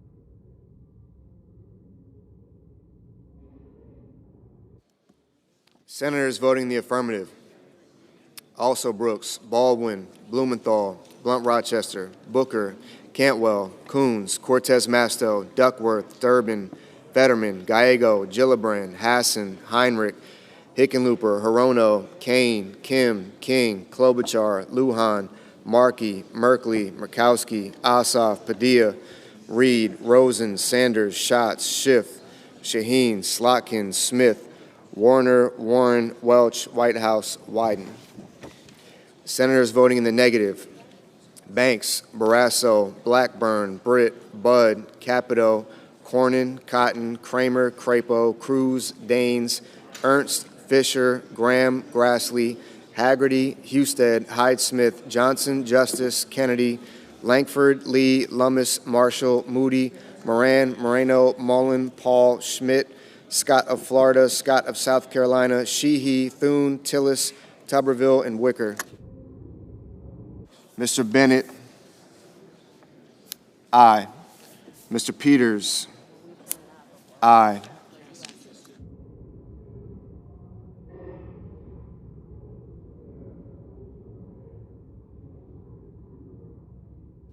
Mr. Cassidy, no.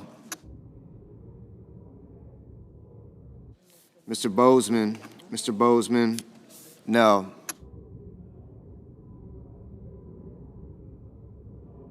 Mr. Van Hollen, aye.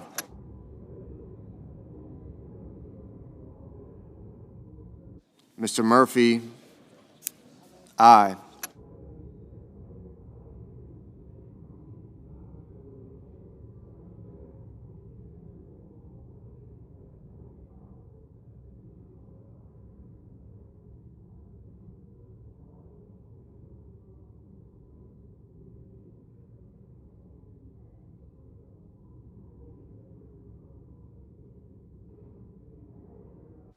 Mrs. Murray, aye.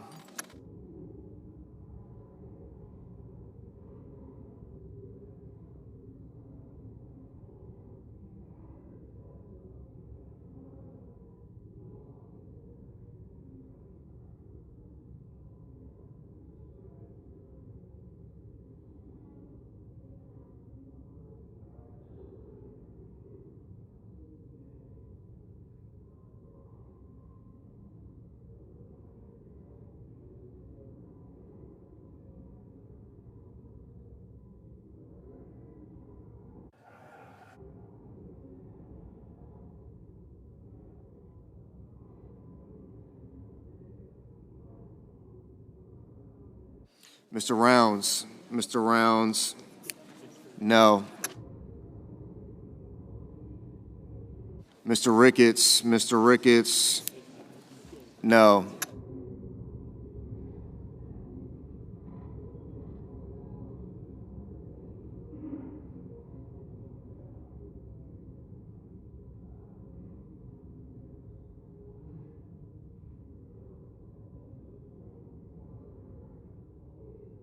Mr. Hawley.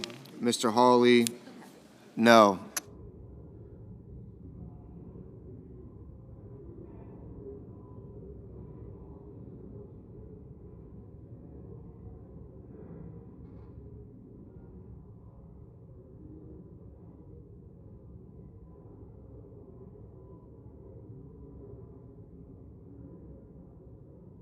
Mr. Kelly, aye.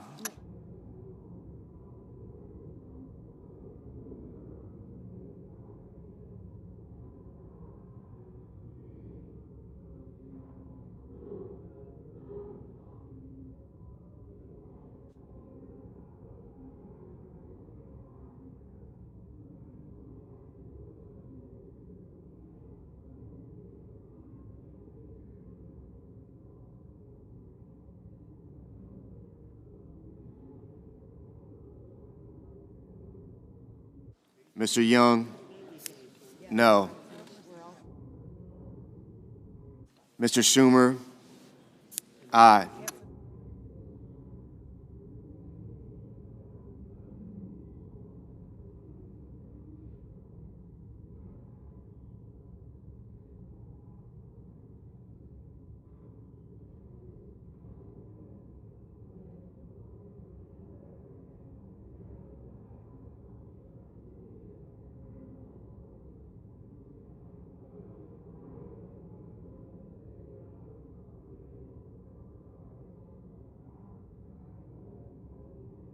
Mr. McCormick, Mr. McCormick, no.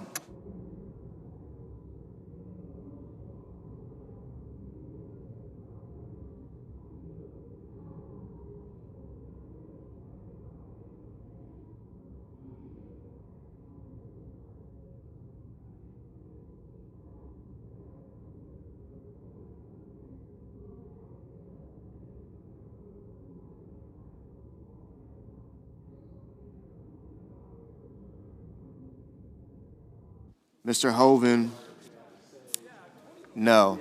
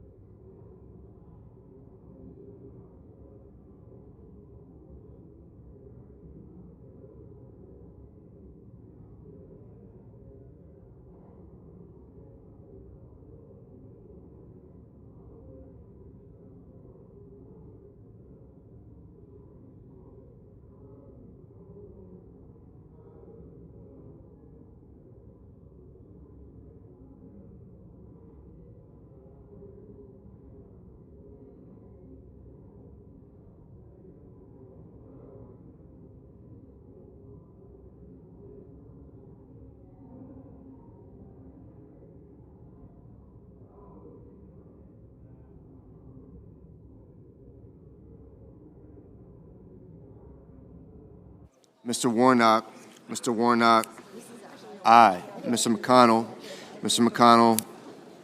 No.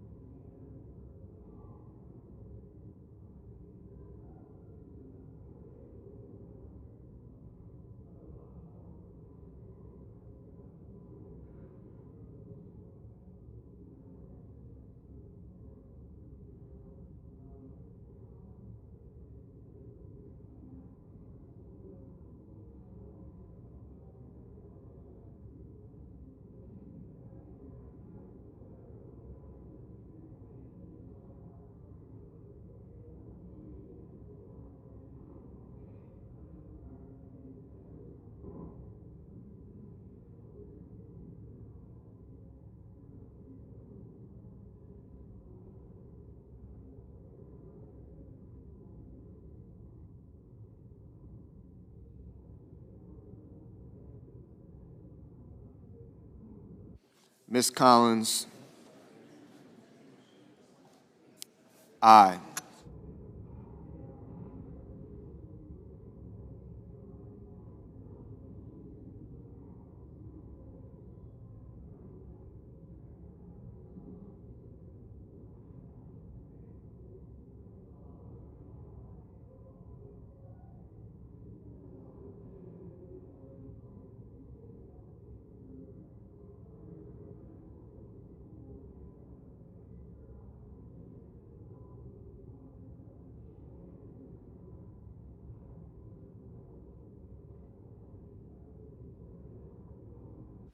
Mr. Sullivan. Mr. Sullivan. No.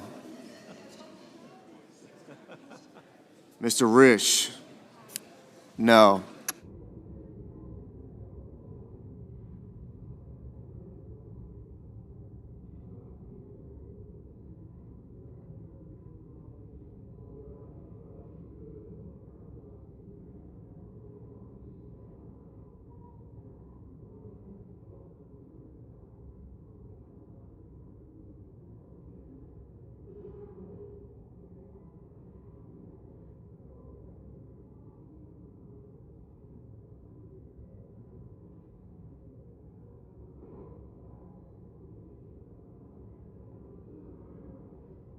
Mr. Curtis. No.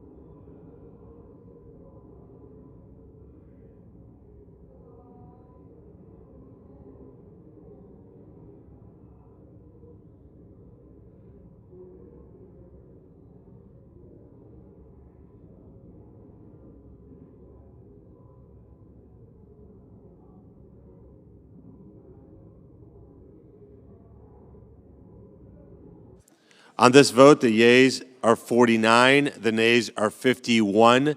The motion is not agreed to. Mr. President. I recognize the Majority Leader. Thank you, Mr. President. Mr. President, I ask unanimous consent that it be in order for the following senators to be recognized to offer amendments, motions, or points of order, that the amendments be reported by number with no amendments in order prior to a vote in relation to the amendments or motions.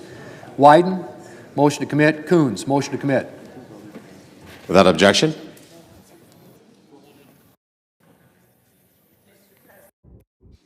I recognize the Senator from Minnesota. Mr. President, I make a point of order that the pending measure contains an unfunded intergovernmental mandate, and thus it violates Section 425A2 of the Congressional Budget Act of 1974.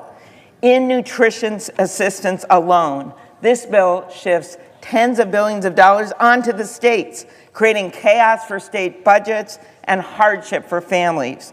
CBO score for this bill says this: the non-tax provisions of the substitute amendment would impose intergovernmental and private sector mandates as defined in the Unfunded Mandates Reform Act, and that the SNAP cost shift provisions would impose the largest intergovernmental mandates. Seriously, the largest shift in this whole bill, the largest unfunded mandate, is on the backs of kids and veterans and seniors and people with disabilities. $64 billion over to the states. 44 of them have balanced budget amendments. You know they can't pay for this. It's hurting local grocery stores. It's hurting our farmers.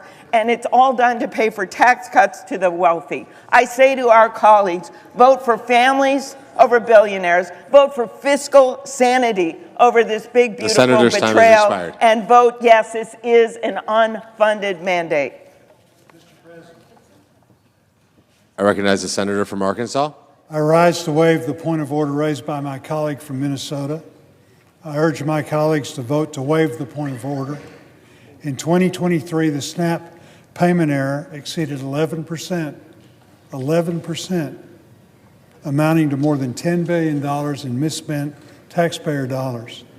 This underscores the need for stronger state accountability in administering this program. This title incentivizes states to be a better steward of taxpayer dollars, to use resources that are prioritized for those most in need. If a state's payment error is below 6%, that state is exempt from any share of the cost of SNAP benefits. This is a reasonable approach that will help preserve the integrity and long-term sustainability of the program. There is ample time for the states to adjust, plan, and budget for this to take effect in 2028. States can also work to lower their payment error rate over the next couple of years so that they would be exempt from the match altogether. I move to waive the point of order for the consideration of the pending legislation and ask for the yeas and nays. Is there a sufficient second? There appears to be. The clerk will call the roll. Ms. Alsor-Brooks, Ms. Baldwin. Johnson. Thank you, ma'am. Thank you, sir.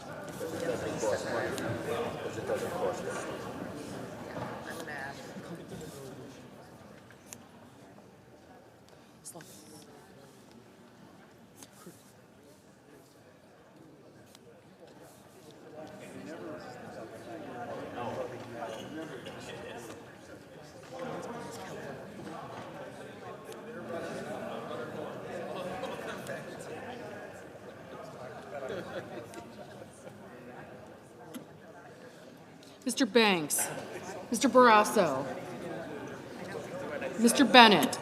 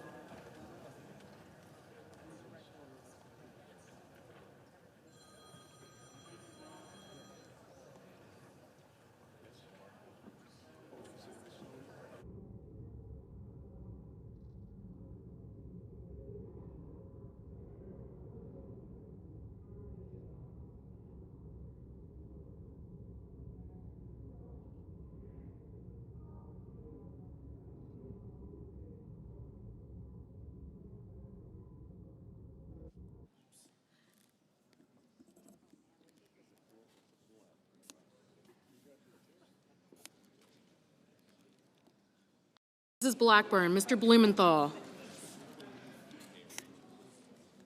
Ms. Blunt Rochester, Mr. Booker, Mr. Bozeman, Mrs. Britt, Mr. Budd, Ms. Cantwell, Mrs. Capito, Mr. Cassidy, Ms. Collins, Mr. Coons, Mr. Cornyn, Ms. Cortez Masto,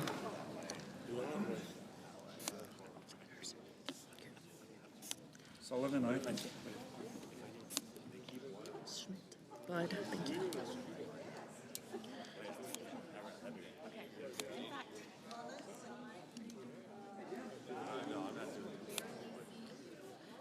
Mr. Cornyn, Ms. Cortez Masto, Mr. Cotton, Mr. Kramer, Mr. Crapo, Mr. Cruz, Mr. Curtis, Mr. Daines, Ms. Duckworth, Mr. Durbin,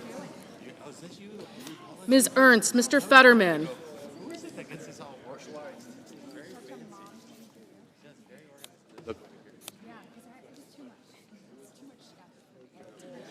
Ms. Ernst, Mr. Fetterman, Mrs. Fisher, Mr. Gallego,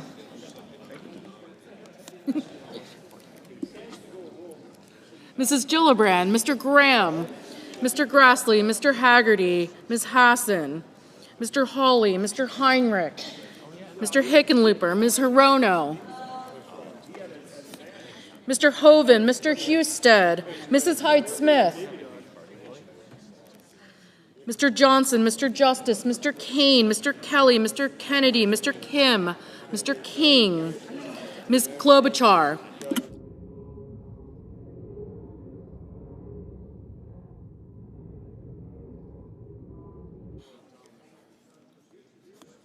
Mr. Langford, Mr. Lee, Mr. Lujan, Ms. Lummis, Mr. Markey, Mr. Marshall, Mr. McConnell, Mr. McCormick, Mr. Merkley, Mr. Moody, Mrs. Moody, Mr. Moran, Mr. Moreno,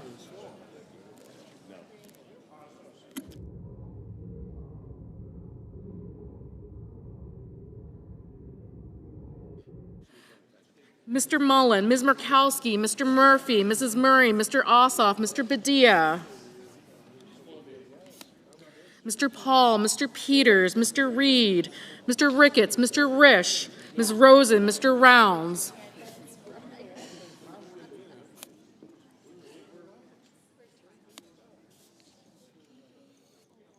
Mr. Sanders, Mr. Schatz, Mr. Schiff, Mr. Schmidt, Mr. Schumer, Mr. Scott of Florida, Mr. Scott of South Carolina, Mrs. Shaheen, Mr. Sheehy, Ms. Slotkin, Ms. Smith, Mr. Sullivan, Mr. Thune, Mr. Tillis, Mr. Tuberville, Mr. Van Hollen,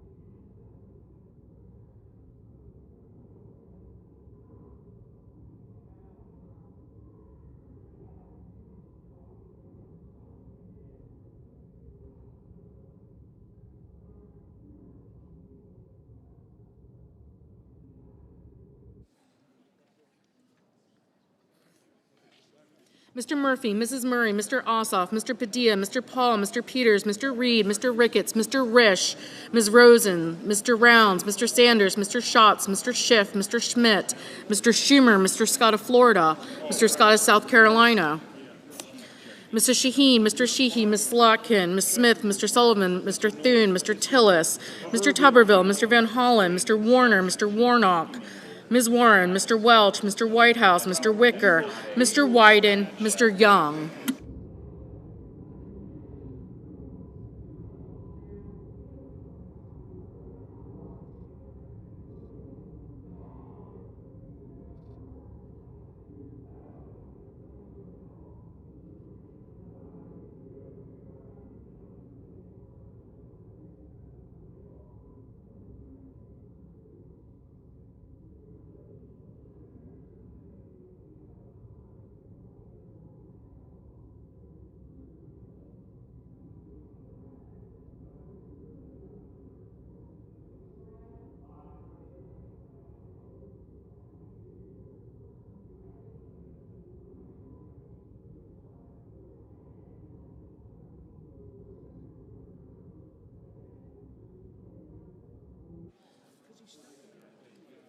Senators voting in the affirmative: Banks, Blackburn, Bozeman, Britt, Budd, Capito, Cassidy, Cornyn, Cotton, Kramer, Crapo, Cruz, Curtis, Daines, Ernst, Fisher, Graham, Grassley, Hoven, Husted, Johnson, Justice, Langford, Lee, Lummis, Marshall, McConnell, McCormick, Moody, Moran, Moreno, Mullen, Paul,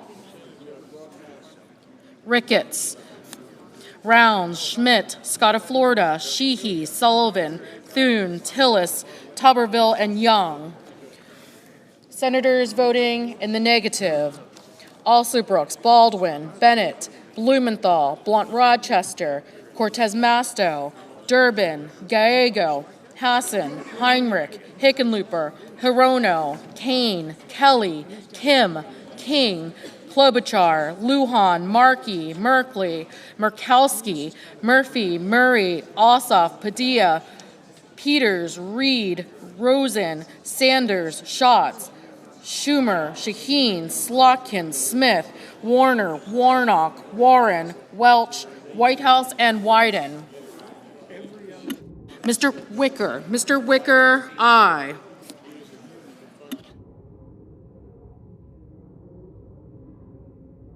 Mrs. Height-Smith, aye. Ms. Collins, aye.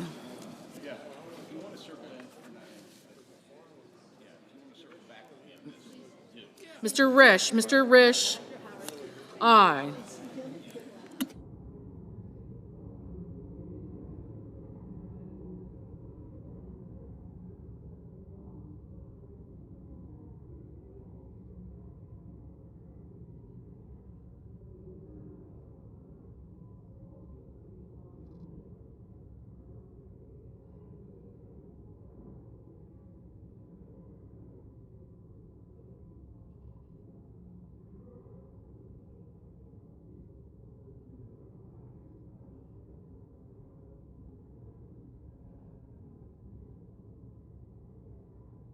Mrs. Gillibrand, no.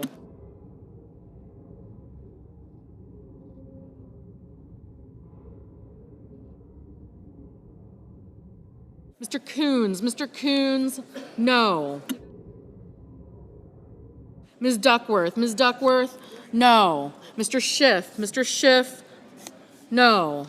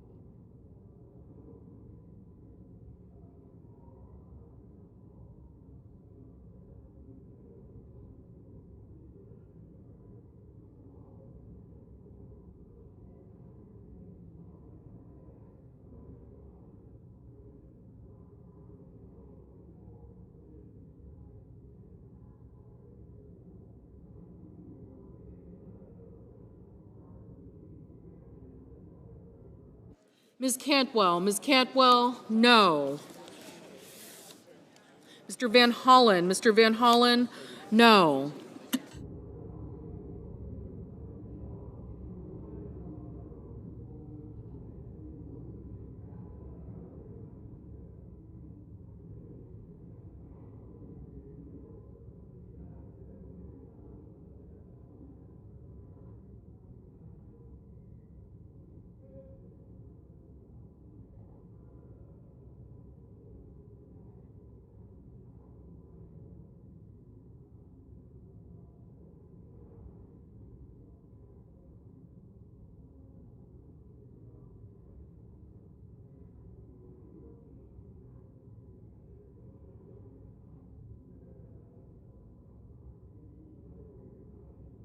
Mr. Hawley, aye.